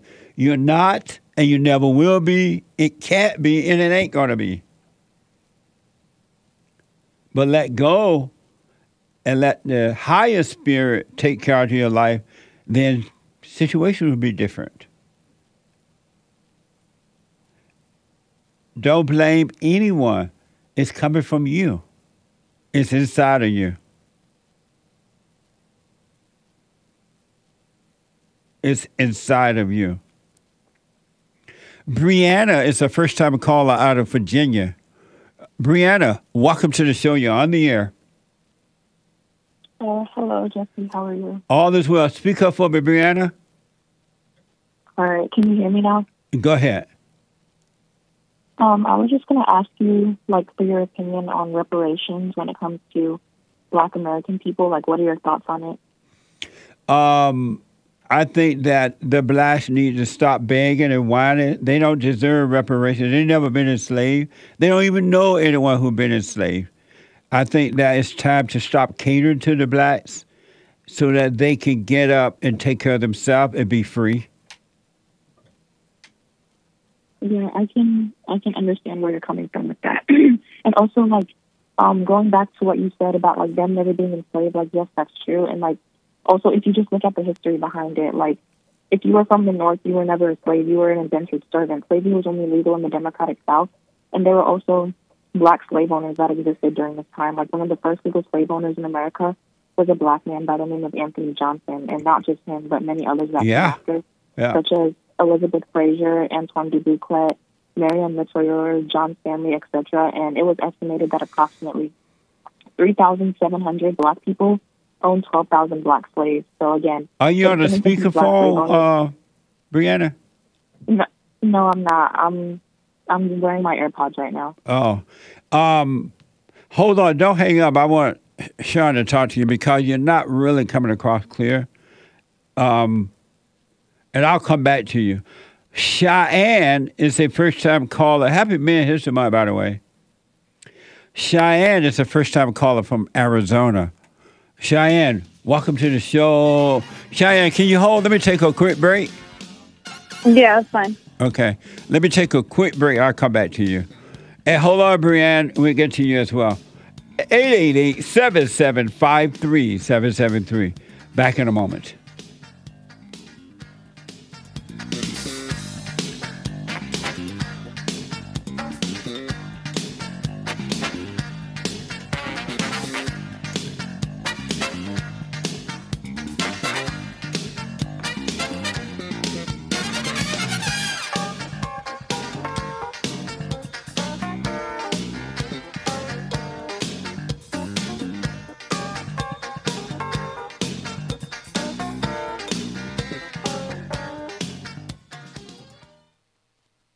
Now, I totally disagree with the way things are going, but you can't be angry. because that's what the enemy wants. He wants to control you. They do things to make you mad so they can control you. It's like being married. And the wife would do things to make you mad, or she'll do things to make you feel good. And men do that to women too when they want something from the woman, especially sex. They'll make her feel good or they'll make her angry. And the woman's gonna have to say, you don't want to be angry. You want to speak up. You want to disagree with what's going on. It's wrong, but do not be angry. Then you won't have fear. You won't have doubt. You won't have worries. You'll be able to see, but you got to stay away from anger. That's why you must forgive your mothers and your fathers so that you can overcome the spirit of anger. It's a spirit and it's wicked. Nothing good in anger because it has no love, folks. You need love to defeat evil. And love is not a weakness. It's a strength. It's from God. It's His nature.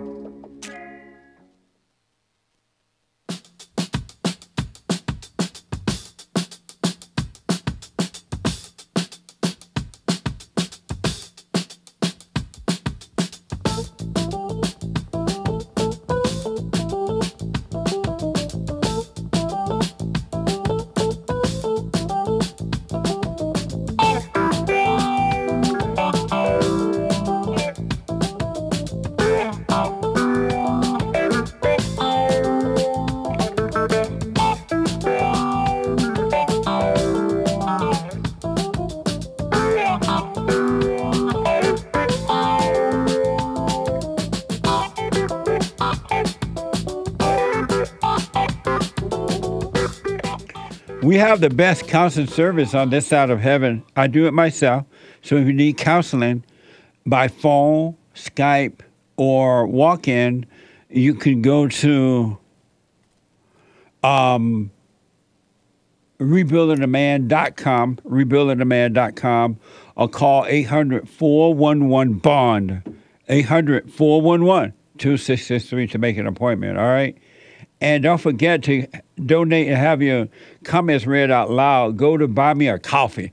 BuyMeACoffee.com/JLP talk. And cash.app/bondjlp. Because YouTube don't like us right now, and so you can't make a donation there or get super chats read, all right? And so you have to go to those, rebuildingtheman.com. I want to go quickly to Cheyenne and then back to Brianna. Brianna, hold on. Let me go to Cheyenne. Cheyenne. Hello. Okay, you're on the air. Thanks for calling. No problem. I have two things that I actually wanted to... I have, like, these intellectual questions, but then I also have, like, a spiritual one, which is interesting because in your last call, I swear, it's like you mentioned exactly what I was about to ask you, and I was like, oh, God. But so the first thing I wanted to ask is, since there's like a lot of misconception about whether Jesus is God or not, and you've touched on that by saying that Jesus is the Son of God, but not God himself. And then you mentioned that us humans were also like the sons and daughters of God. So when you said that, it was interpreted, not by me, but by the person I was talking to at the time. They said that there was no difference between Jesus and then human men. So my first question would be, what would the difference be between us and Jesus? And could any of us do the work that he did on the cross, or is he definitely different than us? And did he perform a divine or spiritual work that was provided for us by God? What work did he do on the cross? What work did he do on the cross? Okay, so that's a good question. That's why I'm asking you, because I kind of wanted to hear your point of view on that. I don't know what that means. Can we do the work that he did on the cross? I don't know what work he did on the cross.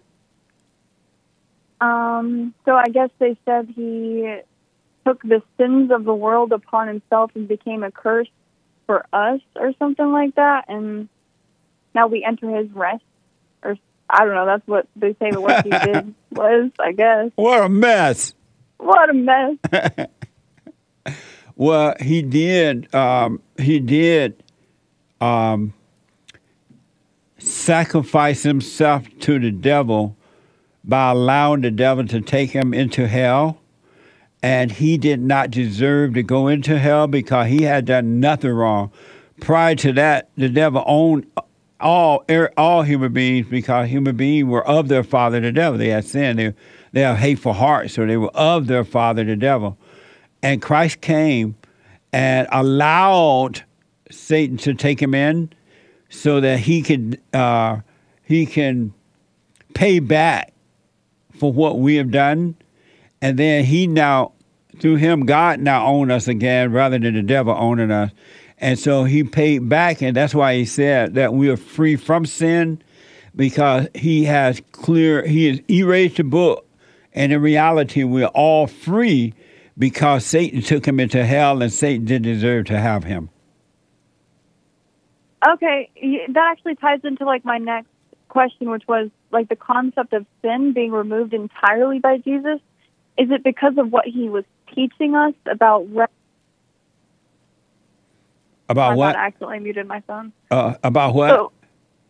So the concept of sin, was it removed by Jesus because of what he was teaching us about rest and a lack of judgment, and no longer condemning us for what we have done? Or, because they said, I will remember your sins no more. So when we say we are not sinners now, is it because we're no longer judging ourselves by the Old Testament and the old rules and regulations? Or is it because we've been liberated from thoughts, because all thoughts are lies all the time?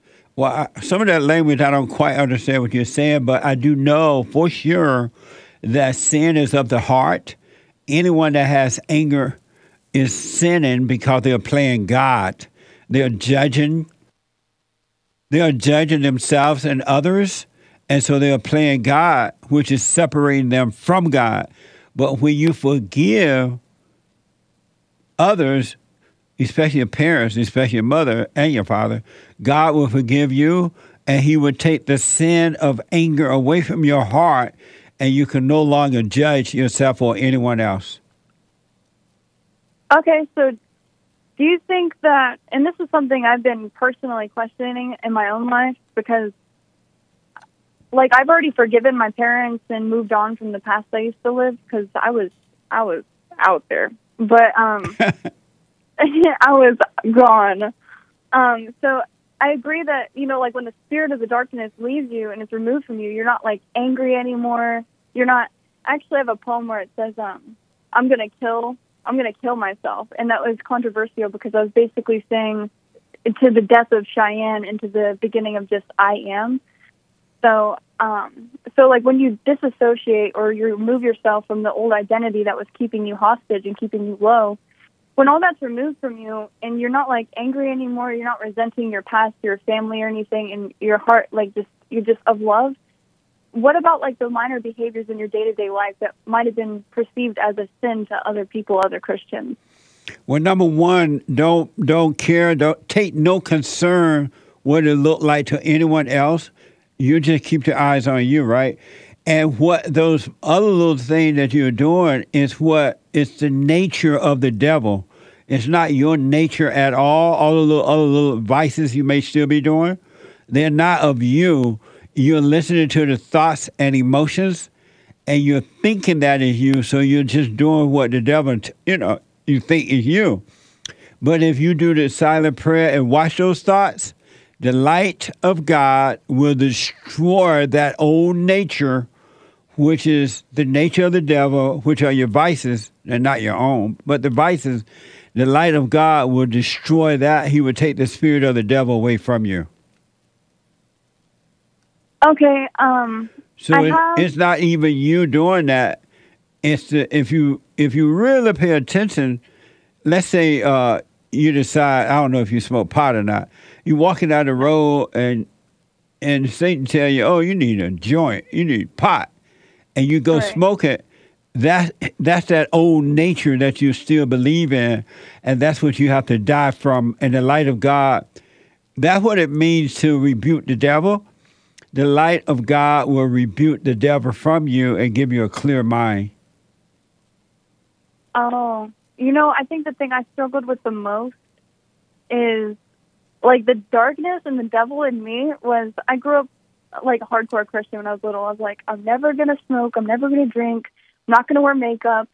I'm going to wait until, I'm married to lose my virginity. And so when things would happen around me, the thing I resented my parents for was like, they were doing all these things wrong. And I was like that's where my hell started. I became like this victim in my mind as a kid, and I got really depressed because I looked everywhere else and I judged everyone. Yeah.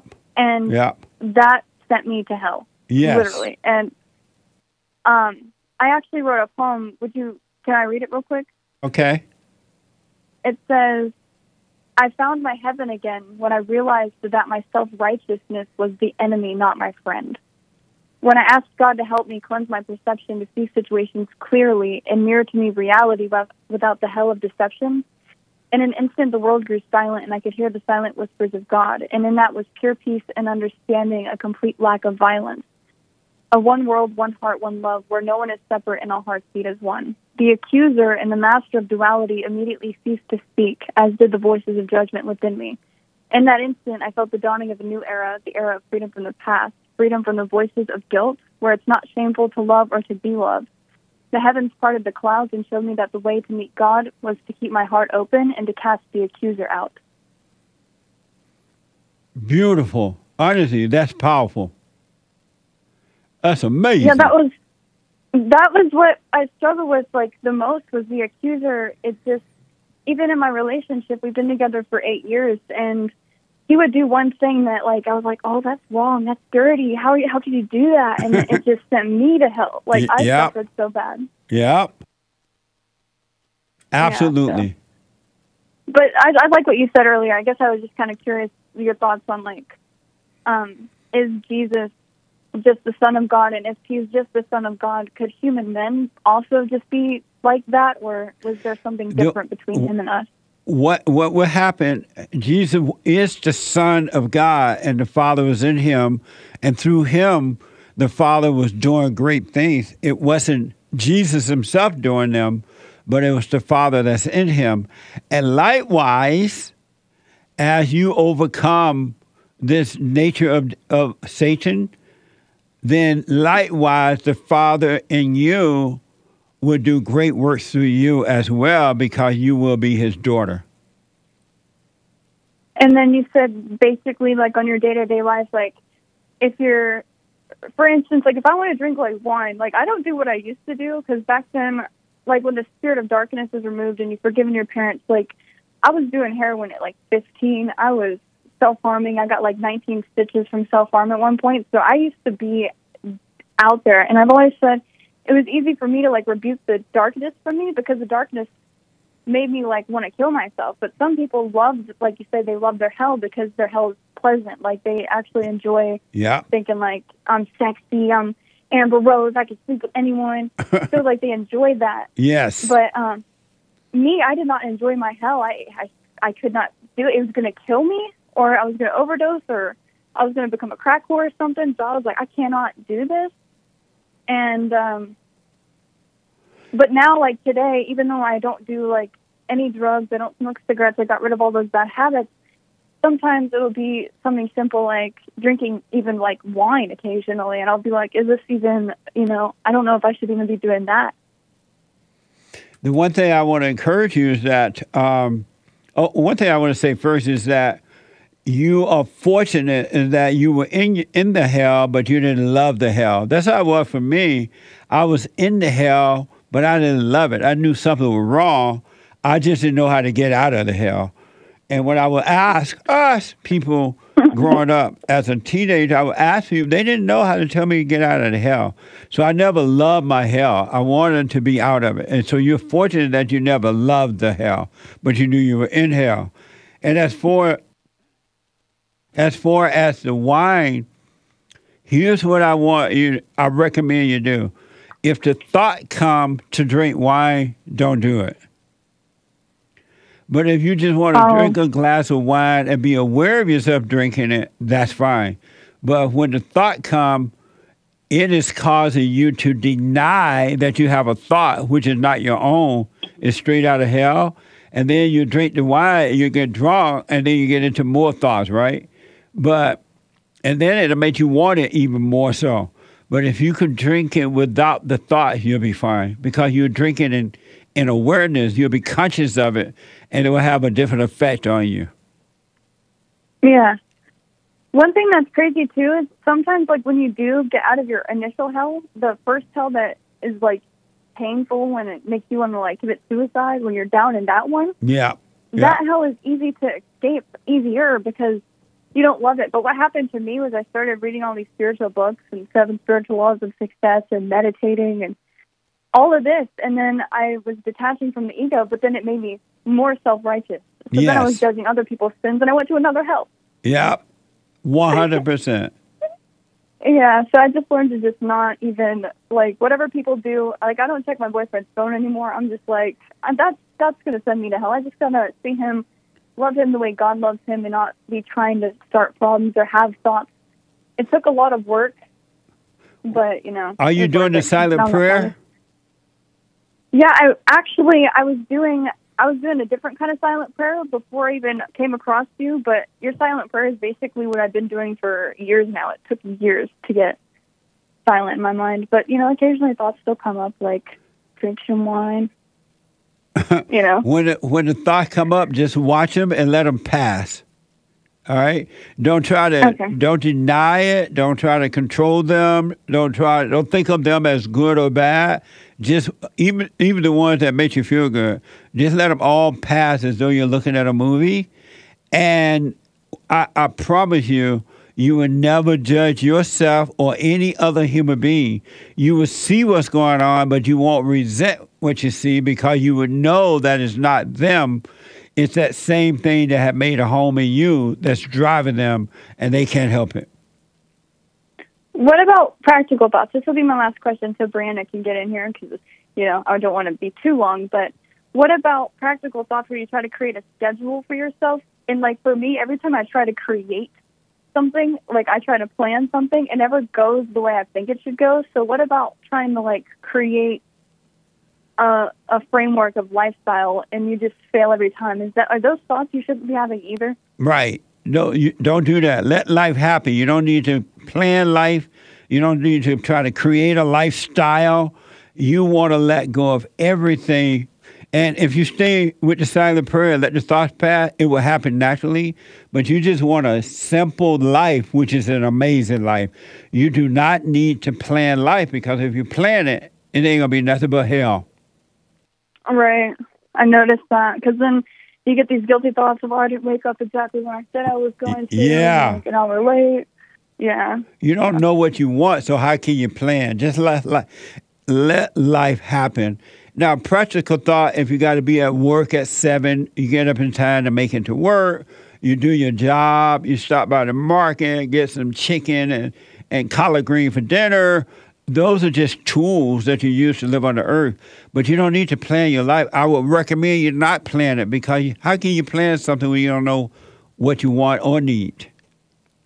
Facts. I tried getting a little more lenient recently with it because back then I would do, like, I followed Grant Cardone and we were starting a business, so I was, like, trying to map out every, 15 minutes of my life. And I was like, this is hell. This is bad. Yeah. It's not enjoyable at all. Yeah. I tried getting more lenient, and even in that, you know, if you don't work out on the exact day or at the exact time, I was just like, I'm just going to do what I know I should be doing when I want to do it. It'll just happen when it happens. 100%. Yeah. So. 100%. Anyways, you want to get to Brianna so I'm not, making her wait 10 years? All right. It's amazing calling, Cheyenne. Thank you. Thank you so much, Jesse. Did you give my silent prayer a chance yet? Yeah, I did. Me and my boyfriend have been watching you for a long time. Oh, okay. I was just sitting there with you. Yeah, so okay. It's really, really useful. I recommend it to anyone watching right now. Do it because right on. The way you worded it is really good for people who've never done anything like that before. Well, stay with it. Stay with it. You haven't seen anything yet. You're on your way down that road, and stay on that straight and narrow. No matter whomever turn away from it, you wish them well, but you stay on it. And you haven't seen anything yet. Nice. All right? All right, Jesse. Have an amazing day. You too. Thank you. Amazing. Oh, Brianna, God. Brianna, you can call back if your phone is working well now. 888-7753-773. Super Chat. Super Chat. There is one line open if someone wanted to jump in there. Brianna or whomever. Super Chat. Let me get to some Super Chats. I haven't done them in a whole hour. 2 hours almost. I know. What? That's fine. Super Chat. Evgeny Crosby with a couple of diamonds. These are from Friday, actually, the 18th. Nice. Jesse, I think Jason is finally coming around. Jason from Buffalo, New York. Oh. And I also think pigs fly. Oh, amazing. Thank you. You know the saying, when pigs fly, he'll come around. Amazing. Don't speak doubt into Jason from Buffalo's life. Right. Henry Ford Lives. Wish him well. Yeah.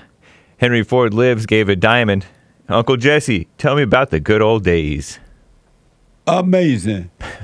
Tell me about the good old days, Grandpa. Thank you. Also from Friday, some coffees from Buy Me a Coffee.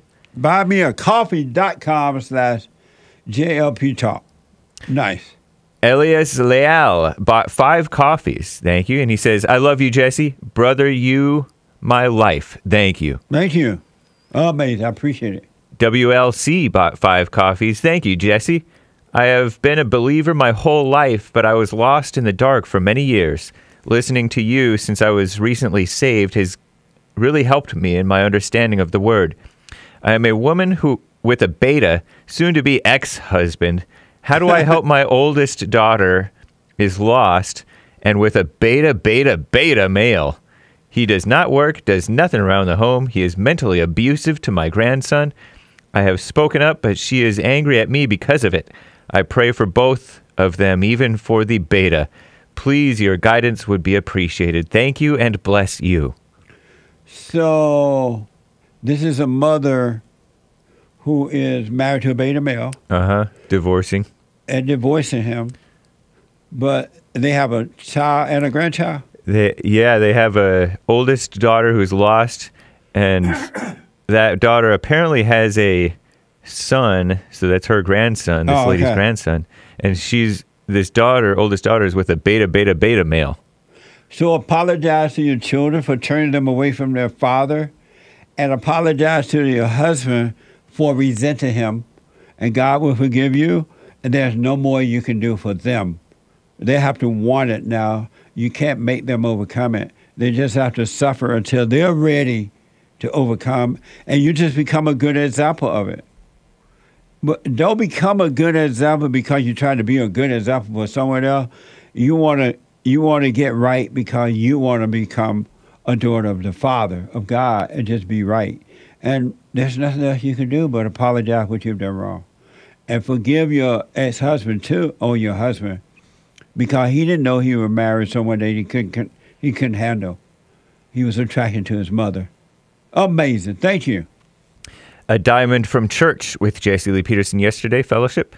Greenwall donated and said, defeat the evil within before the evil without, he says.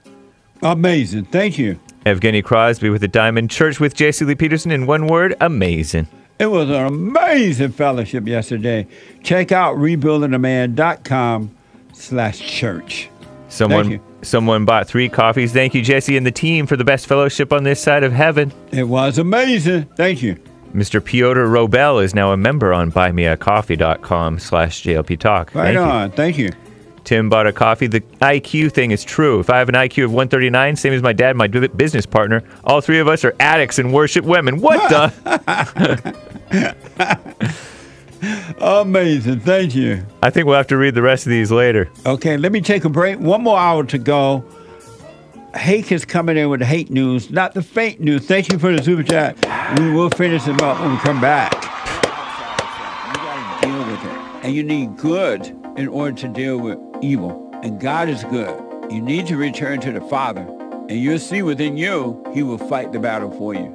And he will fight it without, because he will show you how to deal with it. And you will have no fear. Love God with all your heart, all your soul, all your might, along with nothing else. Nothing else means yourself, your children, your wife, your things, your ego, your reputation, and all that. You can't care about any of that.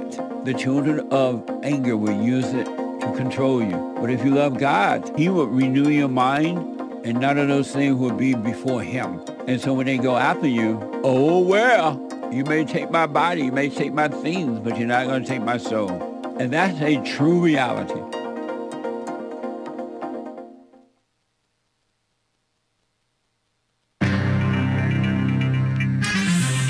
A whole lot of mess going on in the world, as you know. This is the end of hour 2 of the Jesse Lee Peterson Show. It's Monday. Everybody loves Mondays. August 21st, 2023 AD. Stay tuned for hour 3. Jesse Lee will be right back to your calls. And there is one line open. You can call in to get on hold, to get on air. But JLP will be right back. But first, Hake News, not fake news. After the Jesse Lee Peterson Show, the Hake Report. And of course, at noon Pacific time, American Anchor Baby at American Anchor Baby's channel. And as well, the his Rumble channel. Nice. That moon mission from Russia. Call Me Nonsense Network, CNN reports Russia's first lunar mission in decades ended in failure over the weekend when its Luna 25 spacecraft crashed into the moon's surface. It was not immediately clear what caused the crash, but Roscosmos, Russia's space agency, said that the collision occurred after communication with the spacecraft was interrupted on Saturday. The incident is a blow to Russia's space ambitions, as the uncrewed spacecraft was meant to complete Russia's first lunar landing mission in 47 years. The country's last lunar lander, Luna 24, landed on the moon on August 18, 1976. Luna 25 was years in the making and, if successful, would have marked a huge stride for the country's civil space program, which has faced issues for decades. Well, we wish them well, don't we? And schools are now teaching, in some places anyway, ChatGPT. That's a particular AI brand program, right? So students aren't left behind. Call Me Nonsense Network CNN reports that a growing number of teachers now fear discouraging use of artificial intelligence, AI, will be a disservice to students. So they're embracing it rather than banning it. Michael Jackson, you know he's dead, right? Sexual abuse cases against the star's estate can be revived, so show court documents. 2 men, grown men, who have alleged that the late Michael Jackson sexually abused them when they were children, are now able to revive their since-dismissed lawsuits against Michael Jackson's estate. Long after he died in what, 2007 or something like that? Maybe more recently. Anyway, they're charging $2 to cut a sandwich in half in some places in Italy. Outrageous ripoffs targeting tourists.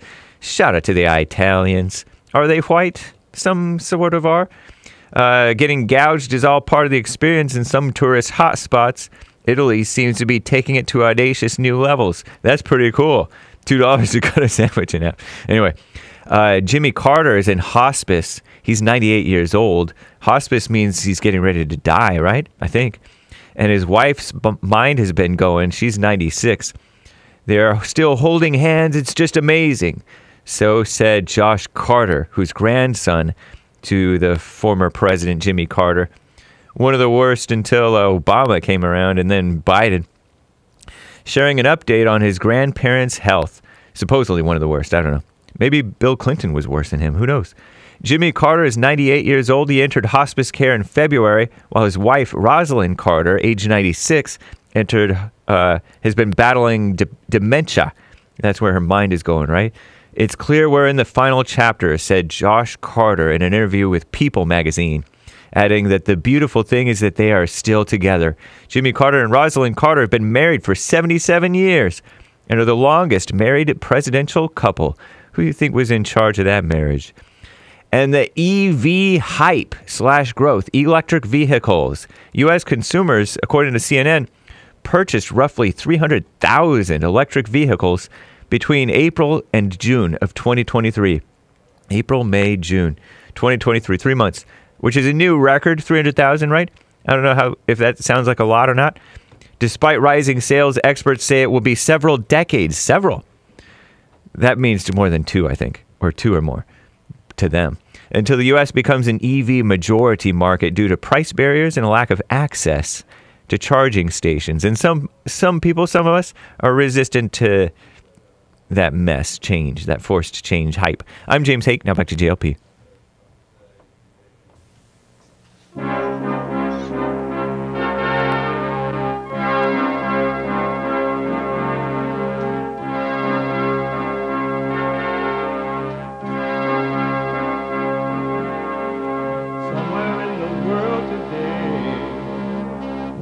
got to stand up strong. Ain't the truth about themselves to understand what went wrong. I know we can find a way. I know we can find a way. I know we can find a way to stand up, stand up, stand up.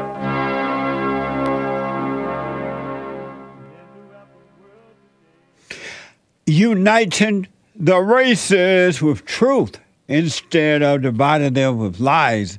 We're also rebuilding the family by rebuilding the man. I am Jesse Lee Peterson. Welcome to the third hour of the show today. You can get involved by calling 888-7753-773, 888-77-JESSE, Jesse, Jesse. Brand new biblical question for this week. Brand new. How often do you throw rocks at others? How often do you throw rocks at others? We have every way that you can watch and support the show listed on JesseLeePeterson.com/show. JesseLeePeterson.com/show. And if you're busy out and about, working out, laying up at a beach, about to take some fentanyl, buy some fentanyl and take it, or swimming across the ocean, trying to get into my country illegally, or whatever, you could be listening to the show on your iPhone or iPad by calling the listen line at on TalkStream Live at 641-793-1500, 641-793-1500. And don't forget to follow us, Jesse Lee Peterson, on Instagram, at JLP Talk on Twitter. JLP Talk on Twitter. And to donate and have your comments read out loud, go to buymeacoffee.com/JLP Talk. Buymeacoffee.com/JLP Talk. And cash.app/BondJLP.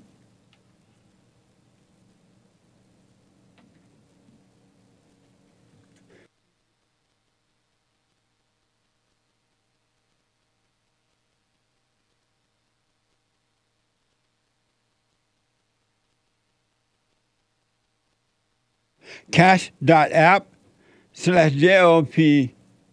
No, cash.app/BondJLP. All right. Or rebuildingtheman.com. Rebuildingtheman.com.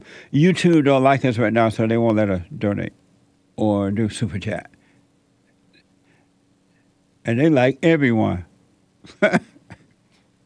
You know what I want to do? There's one line open, but what I want to do is I want to just finish up the super chats we started with, and then we'll take some calls and everything else. Super chat. Super chats. From Buy Me a Coffee, the last few from church with Jesse Lee Peterson yesterday. R.H. Hernandez IV bought a coffee. It's a spiritual battle. Yep, that's for sure.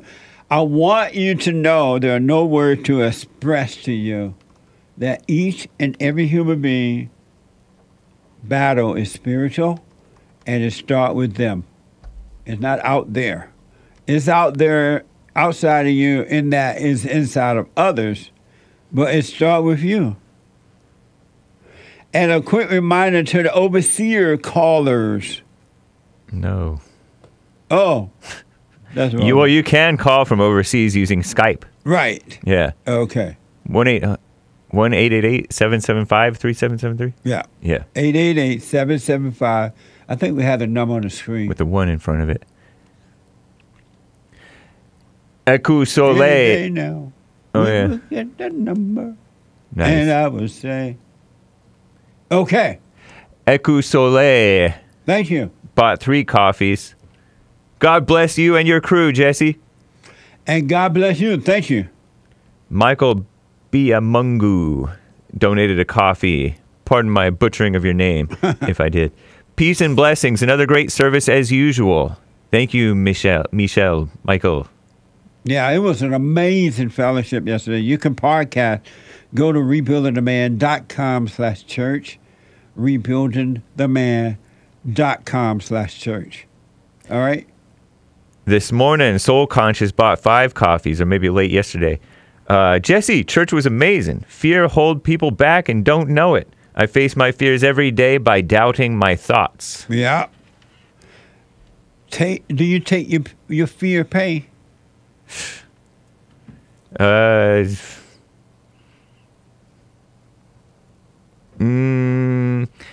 Not really. How about you, Hassan? It's tough to say. You don't take the pay? What'd you do with your fear? Depends on the day. If it's raining or not. What? So right now, when you have fear, what do? No, I don't really have fear.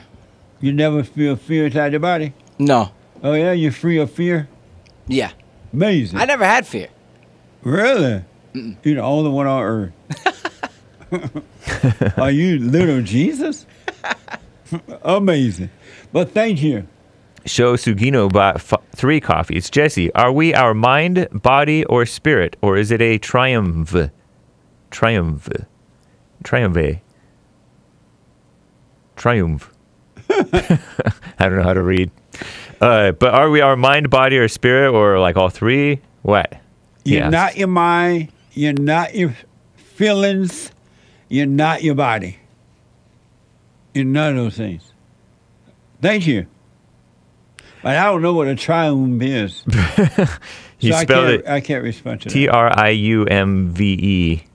And I looked it up. I don't see it, but TRI means 3. So is it like the 3 and 1? Be a little clearer, because I don't know what that is. Thank you. What was your answer? I missed it. I wasn't paying attention. You're not your mind. You're not your body. You're not your emotions. But what about your spirit? You are a spirit. Okay. Absolutely.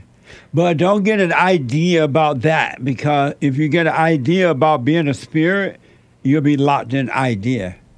It'll be another false identity. It's enough to just hear it, let it pass, don't hold on to it. You want to stop identifying with anything. And a lot of people identify with words. Oh, you're a spirit, right? And now they'll go around saying, I'm a spirit. Repeating what they heard with no idea what it means. Amazing. Thank you. Tabor, or is it Tabor? Jay Eaton bought a coffee. Al Sharpton getting upset for using a word that rhymes with the N-word. Because I don't know if you heard American Anchor Baby. I don't know if you covered it. Trump called people riggers, which I disavow. But it's similar to the N-word. To who? To Al Sharpton. He didn't like it? Yeah, he rambled on some cable news talk show or whatever. Does he get that upset when he called white people names? Of course not. Oh. What the? I'll rest my case. Tabor or Tabor continues. I also say, what the? Too much now. What the? Thank you. What the? Mr. J bought 2 coffees. While Mr. Sandman and I were speaking in tongues and holding up holy hands watching church, we wanted to give a shout out. So shout out to JLP, Hake, Sean, Ankle Baby, and Hassan. Love you guys. Thank you. Shout out to you. Oh, yeah. Shout out to the lady who recently started coming to church and having her mind blown. Amazing. Amazing, huh? Yeah. It's nice to see eyes when they are opened. A couple of cash apps from... Cash.app. Cash dot app slash Bond JLP. Yep. What the? Curtis donated on Cash App and said, thanks, JLP and crew. Thank you, Curtis. And Deontay said, Trump, Larry Elder, 2024. Thoughts? That would be an amazing team. And then when Trump time is done, Larry would be more inside. He would know what's going on and who is who and what he's dealing with, and he would make for a great president. Nice. Without a doubt. Yeah. Hannes O'Callaghan. Man, I'm butchering his name too, and he's Irish. Question for Jesse. This is a coffee. Did Jesus get rid of all ego after 40 days in the desert? Is there such thing as being completely free of ego within this earthly lifetime, or was he still growing up until the crucifixion? You can definitely be free of the ego, because ego is just the nature of the devil. It really is just the nature of the devil, and you have identified with that false nature. It could be taken away. The darkness, which is that abnormal nature, can completely be taken away from you. And when Christ died, when he rose, that nature was dead. It was done. It's finished. Don't identify with it. Amazing. Thank you. Someone bought a coffee. That alpha jerky got Jesse glowing. Let me see that alpha jerky commercial.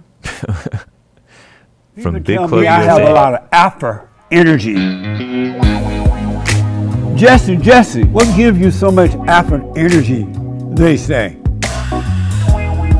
Is it energy drinks? No. Is it cigars? No. It's Alpha Jerky. Alpha Jerky from Big Club, USA. Alpha male, and you can have Alpha Jerky energy too. Amazing.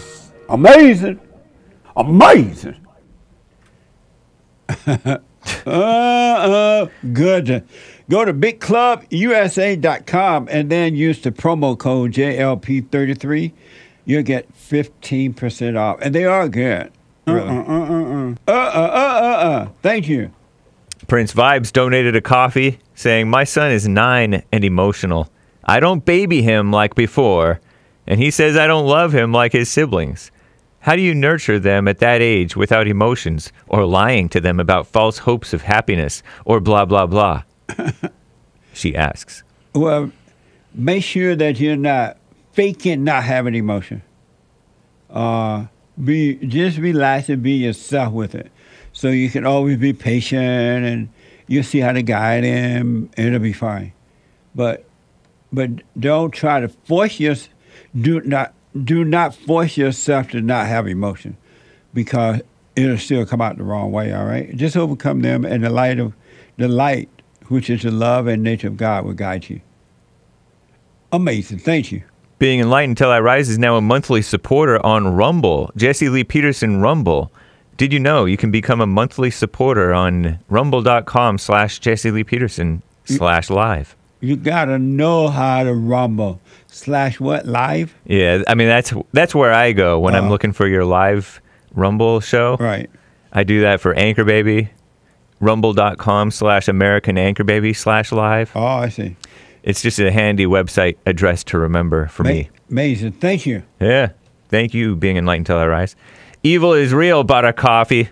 4 back-to-back female callers. It just feels like manhood hour. Never has one manhood hour been any different from any other hour on this show. Oh, he says Dan. Just like every hour, it is filled with women or female men callers. Peace, chat tards, he says. You don't like the women calling? You didn't say you didn't like it. Oh, okay. But we got to have the ladies, too. The ladies need to return to the Father just as the men. Indeed. And be born of the Father. Amazing. Thank you. Stan69 donated a Ninjagini over on D-Live. Generous donation. My local supermarket now has all black employees. The lines are much slower and longer. Black excellence. Black excellence. It's over for the supermarket. Terrible. What the? Black excellence. Thank you. And thank you, guys. That's all for now. Thank you all so much. I do appreciate it. I guess Brianna gone again. I hope she got a phone. Brianna, you can call back but not on a Bluetooth or speakerphone or something else. It has to be. It doesn't work well on a show. Let me go to Denny, who's been waiting a long time out of Bulgaria. Denny, thanks for calling and thanks for holding. No headsets, no AirPod, Brianna. AirPods, Brianna. Or anyone. Okay, Denny, thank you for holding. Go ahead. Thank you for taking my call, Mr. Peterson. I'm not on a headset. Nice. Just to put it out there. No, you're coming to call clear, too. Yeah, I was about to ask because, unfortunately, I don't feel well. My voice is low. I'm a little bit sick, but it's good that I'm coming clear.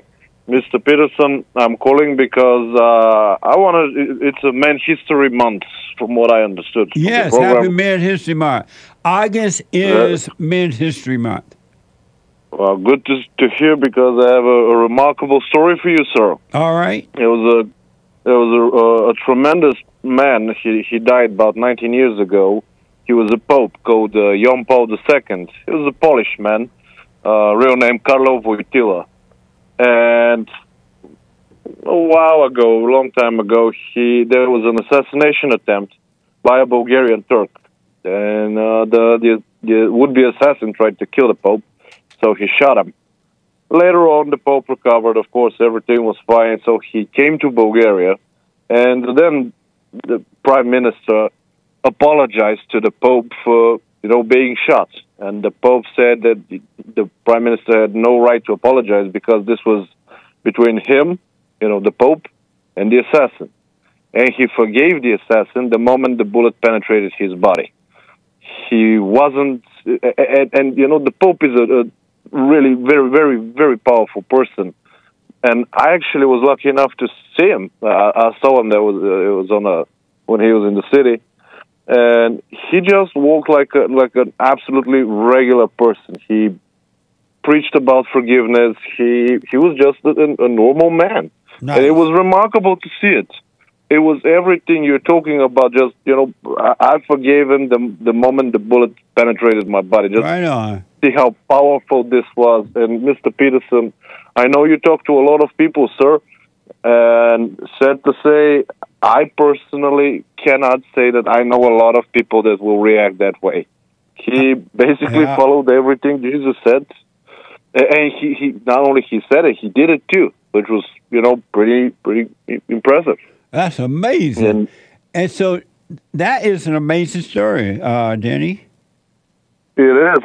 He was, his predecessor was involved in a scandal. And when Jan Paul II took over, he said that he's not going to look into scandals or anything. The past is done, and tomorrow is in God's hands. Yes. He's responsible for now.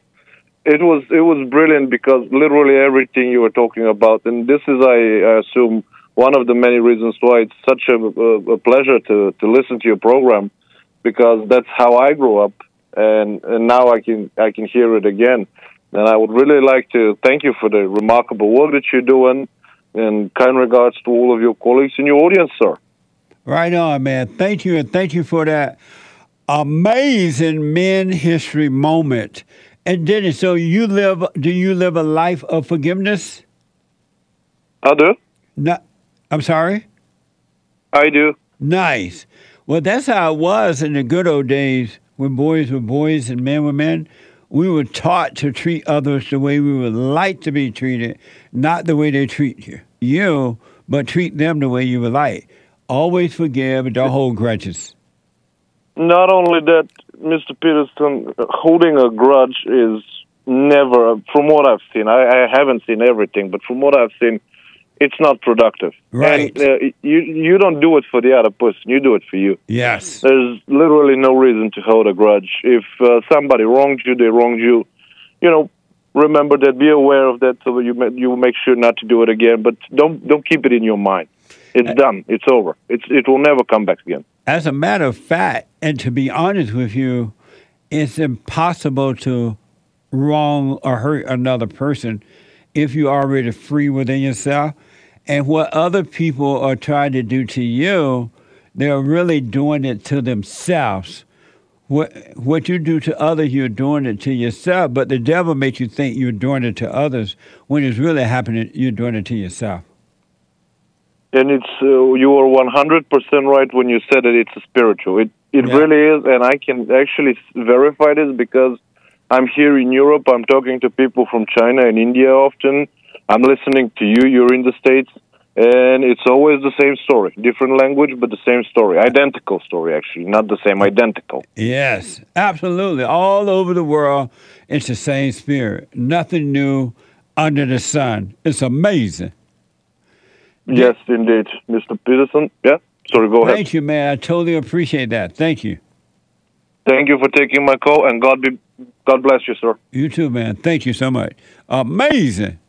It's Men History Month. 888-7753-773. There's one line open. Jeff from Louisiana. Jeff, welcome to the show. You're on the air. Hey, Jess, I just had a question for you. Yes. I'm just curious. I watch your shows for the past couple of years, and you always downplay saying giving money to homeless, help people out, all this stuff. How do you justify and not give money to everybody, help them out, but you ask donations? You say always downplay what? Giving money to help people out, like the homeless and people like that, but you accept donations. Oh, how do I downplay getting helping the homeless, but I accept donations? Yes. Well, number one, we work, we earning it, and people being helped, where the homeless just sitting on their butt doing nothing. Well, I've Googled your... Do you see that? I've Googled your bond and everything else, and I don't see where you help a lot of people out. So then you are blind. You can't see. You don't see the homeless. You don't see the homeless people sitting on their butt doing nothing. Doing nothing.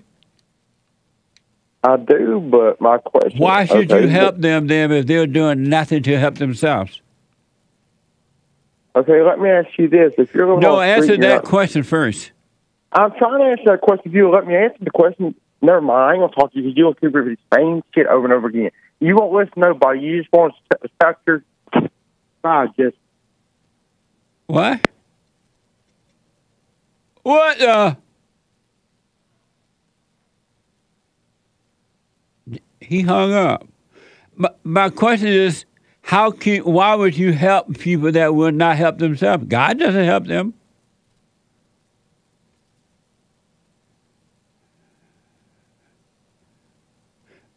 Hake said he does that to me sometimes too. He gets frustrated easily. I didn't know that. What the? Jeff, right? Jeff, the homeless people sitting around doing nothing. Smoking pot, getting free food, and doing nothing. If a man don't work, he don't eat. And the homeless people, the only thing they're doing is getting angry because now they feel like you owe them something. And the government knows that too. And the government used them to get votes, to act like they're helping, to have a false sense of feeling good. And that's what the churches are doing. It's just all ego. They're hurting the homeless rather than helping them. And then they're getting a false feeling from giving these people something, keeping them down. Look at your children. The same thing happened if you did that to your children. Amazing. 888-7753-773. Before I go back to the phones here, I want to prove to you, I'm not trying to prove it, but I want to give you another example. There's no such thing as racism. It's a made-up lie. It does not exist. It is a made-up lie. It's just a word. Just like all the words in your mind, they become words, and you identify with the words and make them your reality. No more identities. Racism is a made-up lie. It's a made-up lie. This is from the Revolver. Children of a black family were allegedly mistreated at an apartment complex pool where they didn't belong. In North Carolina. The family is determined to take down the manager of the complex, who was caught on video behaving inappropriately toward 2 kids. So they were at somebody else's pool in somebody else's complex, and they were not supposed to be there. According to the Revolver, the mother said, I want her fired. I want her life destroyed. I want her to have nothing and be nothing like she made my kids feel. Watch this from WFMY. Yeah, this is the video that has received tens of thousands of views online. It allegedly shows the apartment manager throwing a soda on a child before hitting him in the head.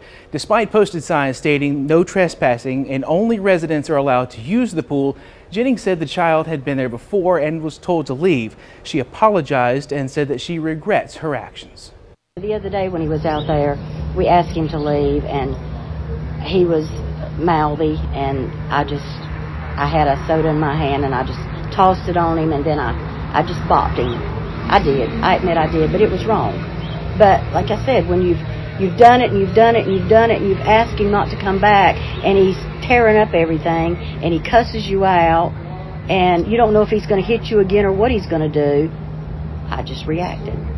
But I will say that I'm sorry that I did that. I should have handled it differently. We talked to the alleged 11-year-old victim, Jace Leary, who admitted he and his sister have visited the pool before. The family gathered for a small protest at the apartment complex. Grandma allowed them to go to the pool because it's literally right in the next complex through the field. Less than a 2-minute walk. The other time she never said not to come back, so that's why we kept going. Because it's summer, it's hot, and it's a pool. Greensboro police charged Jennings with 2 counts of simple assault on a child, and she has a court date set for next month. As for the vandalism that was found on the apartment's shed, Jennings said that was discovered today, and she plans to file a police report in the coming days. Amazing.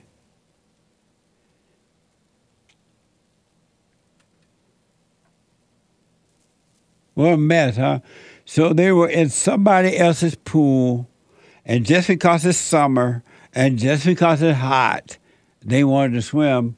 When the person said, hey, you can't swim here. What is the proper thing to do? Okay, thank you. I won't do it. But according to the... Well, we didn't play that in the soundbite. I thought it was in the soundbite. But according to the Revolver, the mother said, I want her fired. I want her life destroyed.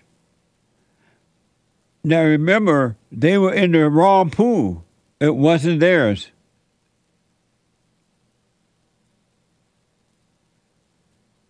But the mother, according to Revolver, the mother said, I want her fired, that white woman. I want her life destroyed. I want her to have nothing and be nothing like she made my kids feel. But how about you let your kids go to somebody else's pool when they told you not to, according to the report?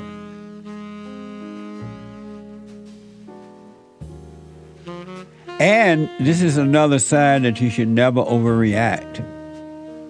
Now the white woman got to deal with overreacting. Let me take a quick break. When I come back, I'll finish this story, your phone calls and Super Chat. 888-775-3773. Treasure Chest is now open on D-Live. I'll be back in a moment.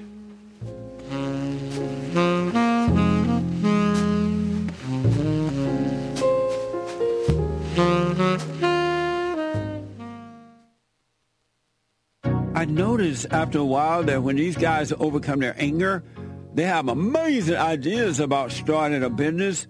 But because they've been told that if you don't get a loan from the bank, or if you don't have a 5-year plan, or if you don't do this, and it's just simply not true, it's the first step with faith, then all things are possible. So, but the most important thing is to return to the Father. That yearning that you have, that emptiness, that void, is not for more stuff. It's not for more friends. It is a return to the Father, because there's no way you can return to God and be angry at your earthly father. So thank you all so much, right? People around the world donated to Bond at rebuildingtheman.com, or they call 800-411-2663, and we're still committed to pointing the right way for men and women to return to the Father.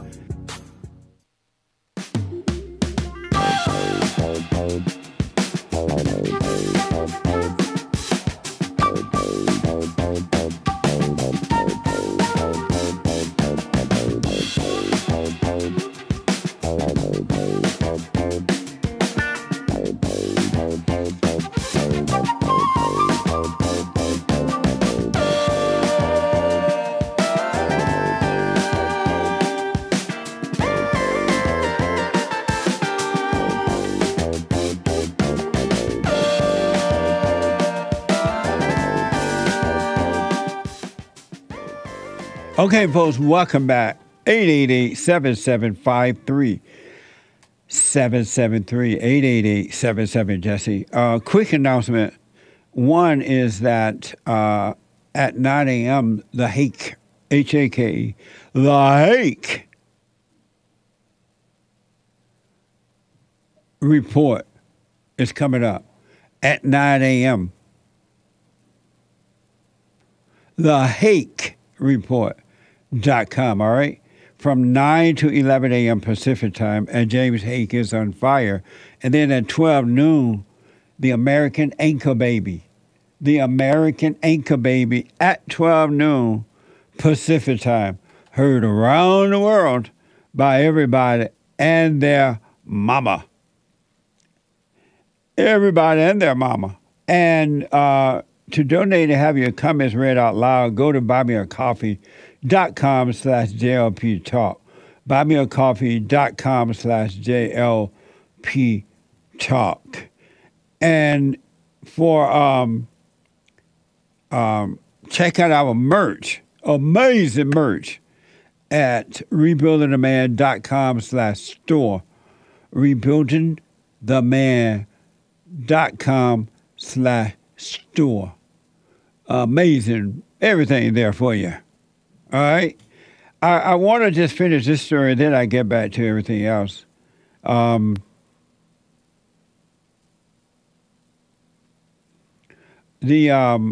story about these little black kids went into the pool next door in another complex up here, and they was told not to do it, and they did it anyway, according to the report. And so I guess the manager of the pool overreacted, and now, according to the revolver, the mothers of the little black kids, the mother said, I want her fired, I want her life destroyed, I want her to have nothing and be nothing like she made my kids feel, rather than saying, you know what, miss, I'm sorry, I should not have allowed them to go there unless I got your permission myself. But she didn't do it. Well, lo and behold,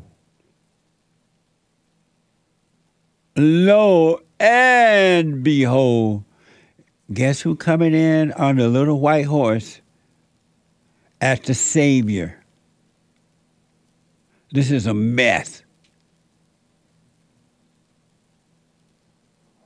The revolver is reporting that so-called civil rights attorney Ben Crump, of course, is representing the interests of the Lee Erie family and plan to assist them in suing for discrimination, assault, and emotional distress. Lord have mercy. They also want a jury to determine the amount of compensation they should receive. Watch this from WFMY. Watch this. The Erie family hired national civil rights attorneys, including Ben Crump. They're suing for discrimination, assault, and emotional distress. They want this case to go to the trial and the jury to decide how much money they should get. And offended at the way my son and my daughter were treated. As children, as a mother, I shouldn't have to see that. They shouldn't have had to been through that. You know, they've never been told not to come back at all. So they was on the assumption that everything was okay. It's hurtful that she seems to not care and that there were barely any repercussions for her actions. Now, Jennings did publicly apologize in the days after the video went viral. Meanwhile, the family says both Jace and his sister are in therapy as they work past to move what happened.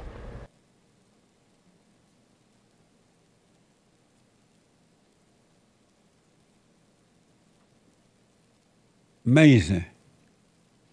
I bet these white folks like, Lord, why you let them move in our neighborhood? I bet white folks tired of the black people mess.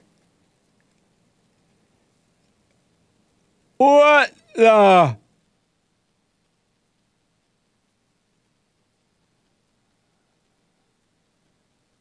The one thing I want to ask, remember when so-called incidents like this would be like, it'd just be a local problem? You just would resolve it between the families and it'll be done. One would go, or they would go and apologize to one another, and it would be over. I'm sorry, ma'am, I should have let my children come over there to that pool without getting your permission first. Well, no problem, thank you, and I'm sorry that I had to smack them. Remember the good old days when everything wasn't national?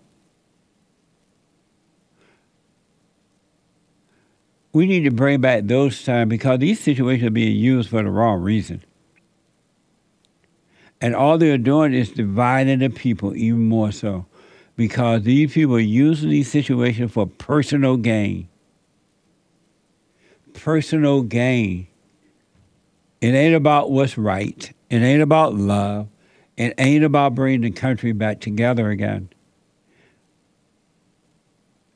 It's about personal gain. And it's dividing the people like never before in the history of America. When you have a problem, go to the source and forgive, and God will forgive you and be done with it.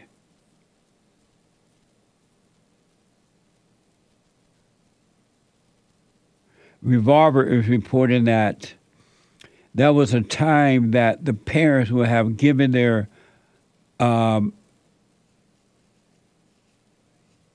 there was a time when the children would have given their when the parents would have given their bratted children an even worse scolding and whooping at home. Remember that? And we have gone into somebody else's yard and gotten in their pool without their permission. You have to go to the tree and get to your own switch so that grandma or mom can whoop you. Because you were wrong for going over there. Remember those good old days? Now they're acting, they're traumatized, they're this, and it become a national issue, worldwide issue.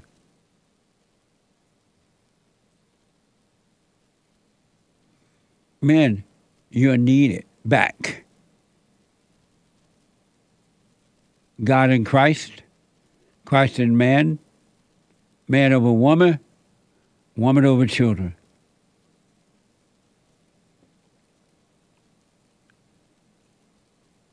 Bring back order in your personal life, and we'll have order in the world. All right? One other quick thing. Maui fire update. Remember that fire, that major fire there in Hawaii? What a mess. So I've been wondering, and I don't know yet. Was it all white people living over there or something? What, conservative Trump voters or what? Because somebody seemed not to care about what's going on there. It seems. I don't know yet. I have no proof. according to the New York Post is saying that according to M. Kaleo Manuel, the Hawaiian official under fire for the land access to water during the Maui wildfire. Access to water should be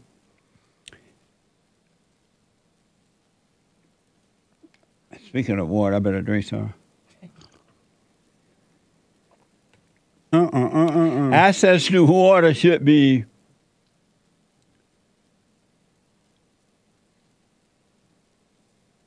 I'll come back to that story. I'm not getting any help on it at all. Let me do this. Hold on, I gotta turn my computer back on here. Okay, sorry, my computer went out for a second there. So, this is from the New York Post. According to M. Kaleo Manuel, the Hawaiian official under fire for the land access to water during the Maui wildfire, access to water should be predicated on conversations about equity. What the? A former Obama Foundation leader, Manuel said he considered water as an important tool for social justice. Watch this from New York Post. The traditional system was really built on collective contribution and benefit, and not the individual benefit of a specific project over others, right? There was always this communal, you put in and you get out, right? But that's totally different in this Western capitalistic kind of economy that we live in. It's very extractive, individualistic approaches. And when you get into that space, you create the whiskeys for drinking, waters for fighting scenario where it's us and them. And so, we all need water to live. So really my motto is always like, let water connect us and not divide us. Like we can share it, but it requires true conversations about equity, like water equity. It's not something that's talked about a lot, but understanding how do we, in this island space that we occupy, in this short period of time we're here. Wow. Lots of words with no meanings. What the? He said nothing. What are you talking about? People place to burn it down and you thinking of equity? That's another, because I've seen this soundbite before. And that's what I'm wondering, was it just white Trump supporters over there? Or Trump supporters, period? He's thinking about equity rather than going and putting the fire out. According to the New York Post, this is a former Obama leader. Grandpa, tell me about the good old days. Amazing. 888-7753-773. Let me go to first-time call out of Washington State, Craig. Craig, welcome to the show. You're on the air. Hey, Jesse. Thank you. Yes, sir. Hey, I was wondering, when we talk about abortion and stuff, why you don't mention how as soon as you conceive, your spirit comes from heaven and who you are, your being, who you're going to be when you die, whether you go to heaven or hell. Why you don't tell the people about that? Repeat that, Craig. I'm sorry. I don't tell them about what? Well, when you're conceived, your spirit, God sends your spirit to be in that conceived being. Your being, who you're going to be when you're an adult, when you're growing. I was wondering how come nobody ever talks about the second that you conceive, your being, who you are, is put in that in the conception, your spirit. Nobody ever. Do you understand what I'm saying? Yeah, you're saying, it sounds like you're saying that why don't we tell the people that when the baby, when they're conceived, the spirit of God, or the baby identity, which is of God, is already there? Yeah, he sends him from heaven to be in that child. Right. To be that child, or you wouldn't be a being. You wouldn't be a human being without the Spirit of God, your spirit that God sent to be in that being. And what do you think would happen if you told the woman that before she killed the man child? What do you think would happen? I don't know. I would hope it would help. No, it won't help. They already have a dark mind that they wanted to kill the man child. Yeah, I understand that. I've been through that. That yeah, would stop. I'm 60. I'm 68 years old, and the other question I had for you was, how come you don't believe in the second coming of Christ? What do you mean? You know, in the Book of Revelations, it says that God will come back and defeat Satan. That has, you know, or we'll all be destroyed, or everything would be destroyed if he doesn't come back. I do believe that. Oh, you do? He has already come. Okay. Yeah, but he's going to come back during the war. But he has already come, and he has defeated the devil. It's done. So you don't believe he's going to come back on a white horse? You don't believe in the Book of Revelation? Well, he's not coming back on a white horse because that wouldn't be equity. But you don't believe in the Book of Revelation then? You don't believe that there, by learning and discussing it, that there's a blessing? There's a what? There's a blessing for learning the Book of Revelation. You're supposed to teach it if you're a teacher. But why would you supposed to teach it when he tell you not to teach? Because God says in the book, it's the Book of Revelations. But God, you're supposed to teach it. God why said, did you waste this time? You don't believe in the Book of Revelation? God said, "Let no man teach you." I know that's why you're learning from God. He wrote the Book of Revelation. And you believe? John. Are you waiting for God to come? I'm waiting for him to come and defeat Satan. And you are waiting for that? I'm waiting for when the battle comes in the 1,000 years of peace. How do you know? I mean, John wrote Revelation, right? Yes. And it wasn't God who wrote it, right? No, he gave the revelation through John, the apostle. Did God write the revelation or John? God wrote the revelation just like he wrote the Bible, right? No, John wrote Revelation. Yeah, through the Word of God. And how do you know what revelation means? It means the revelation. You don't believe in the 1,000 years of peace when Satan's locked up in hell? How do you know what revelation means? That's why that's why we're supposed to study it, to learn those things. But how do you know what it means? I just know that it means that all men are supposed to read and learn and try to understand and pray to God to understand what he means by the second coming when Christ comes to defeat Satan. How do you know what revelations mean? I just know what it means. How do you know? Because God's told me. God told you what revelation. Hey, can I ask you another thing about you? You know, I know how God deals with. I know how God talks to me. Hold on a minute. How do you know what revelation means? Because God has told me. He told you what it means?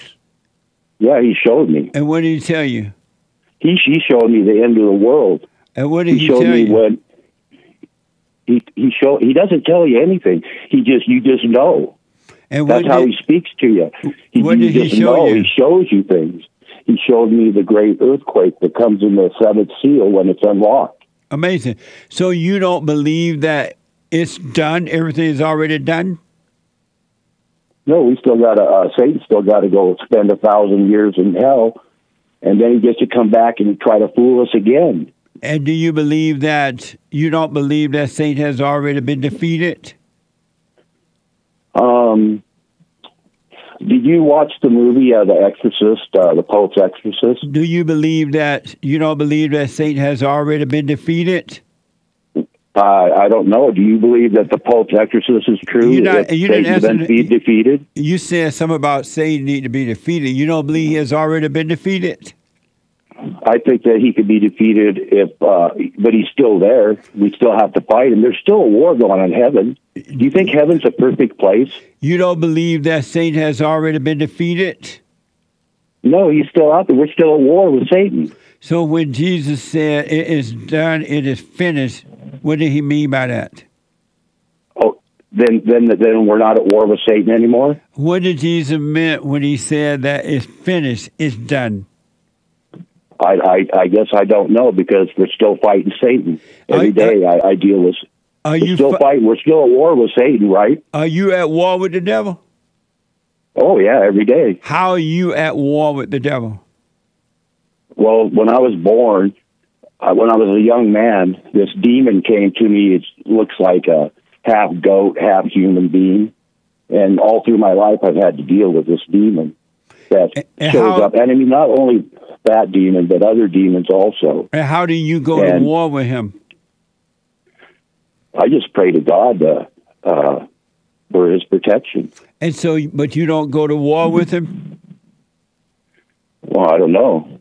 Do you go? You fight? You don't fight the demon? I can't go to. I can't defeat. I can't. I was created less than the angels and the demons, human beings were. So we have to go through God to fight demons. And so you don't fight with them at all? I pray to fight against Satan all the time. Do you fight with the demon at all? God, you know what? The worst thing I do is I get, he talks in my head all the time, and he always says how much he hates me, and he always asks me, "Who are you? You don't know who you are, do you?" And that's every day, all day. Do you fight with him? I don't lie. I try not to argue with him, but after he pounds in my head constantly, daily, saying, "Who are you? Who do you think you are?" I just, go, "God, please, would you help me with this?" And do you fight with him? I don't try to talk to him at all. Do you fight with him? I do argue with him sometimes. You fight with the demon? Yeah, sometimes I have to, because I just get tired of it. How do you fight with him? I ask for the power of Jesus to help me. And does he help you? And I don't even call him Jesus. That's just a made-up name. But does he help you? No, I deal with the same thing every day. I have since I was a child. So Jesus doesn't help you deal with the demon? No, you see, hey, I have seizures off and on, and I died during one seizure, and I went to hell. Died one time. And I died. Oh yeah, and I went to hell, and it was horrible. It was a horrible thing. You went to hell? Died on the operating. Yeah, the doctor came in and he asked me. It was horrible. I fell when I dropped. Finally hit hell. These things came out of the dark. These demons, and they were ripping my being apart. Are you still in hell? Am I in hell now? No. Yes, you are. No, I'm not. No, you are. No, well, I would say you in hell, buddy. Why is that? Because you said that the demon mess with you every day, all day, every day, talk to you, tell you this, and you're believing it, so you in hell. What the? Oh, yeah. No, sir, I'm really not. No, you in hell. No, I agree. I could be, but at least I'm not in hell. Could be. You in hell. What the? Well, I guess so. You say so. And you don't have to be in hell, Craig. You can be in paradise right here on earth. Oh, I pray to be in paradise every day. I've been to heaven. You want me to tell you how to be in paradise right now, every day? I've already forgave my mom and dad. You want me to tell you how to be in paradise right now, every day? I've been listening to you for 10 years, Jesse. I've already done what you say we have to do to be in paradise. You want me to tell you what to do real fast? Yes, sir. Stop believing the devil. He is defeated. Let all thought pass, and you'll be free. Okay. The devil has no power. Stop believing him. It's not the voice of God. It's not your voice. Just stop believing him, and you'll be free. Okay, I'll try. Well, give it a try. Let me know how it goes, all right? Yes, sir. All right, buddy. Wow, I wanted to get to the super chats and more phone call. Super chatters, I will get to you tomorrow if the Lord is willing and the creek don't rot. I do appreciate it. As well as the phone callers. I'm running out of time here. Thank you all. Look, Become your own man. Become your own woman. Get on that straight and narrow path. Go and forgive mama. Forgive daddy.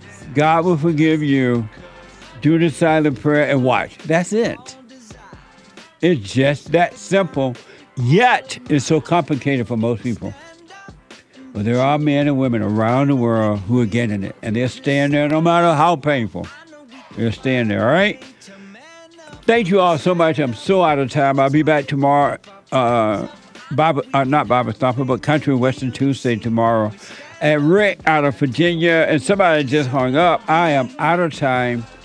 The Hake Report is coming up now. The Hake Report from 9 to 11. And at 12 noon, the American Anchor Baby. Have a good day, y'all.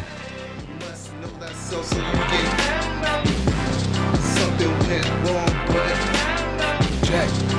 I had to get on the track one time. Joel Friday here. Check. Look, stand up. Stand up, we got fighting to do. We gotta show him who boss. He put a Viking in you. He put that lightning in you. Igniting the truth. But you beg and blame and lie and hate and never wanna stand for the truth. So what you planning to do? You understanding the lose? You better go talk to your mama. Better stop with the drama. Better drop all the trauma. Boy, you better stand up, man up. Put your hand up and hut. Cause if we don't, then we lose. And then we gotta hear the fake news. Whoa.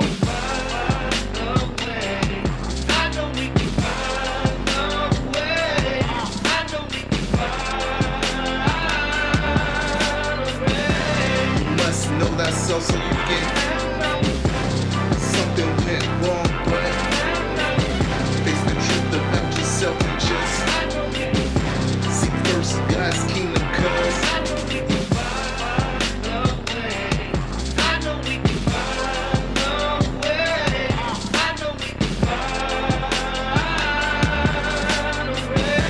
you must know that so you get something went wrong, but face the truth about yourself and just seek first God's kingdom,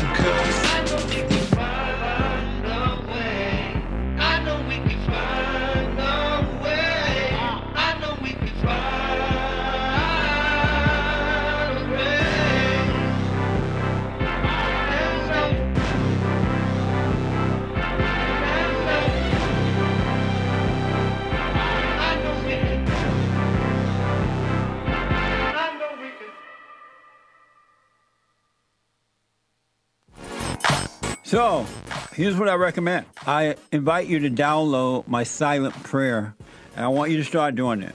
You just download it, get the points of how to do it, and then after a while, you just do it on your own. It's going to point you in the right direction that your life will be returned to you from God. He will give you your life back, because anyone and all people who has anger, they're not themselves. You are the person that you are angry at. That's why it's so important to get to know yourself so that you can see who you're angry at. And if you're doing the hooping and hollering prayers and things like that, some people get up, oh, praise the Lord, hoop and holler, bless my mama, bless my daddy. Continue to do it. Do both. You will see if you want to stay with the hooping and hollering or do you want to be still and know God. So my gift to you, no charge, at rebuildingtheman.com/church.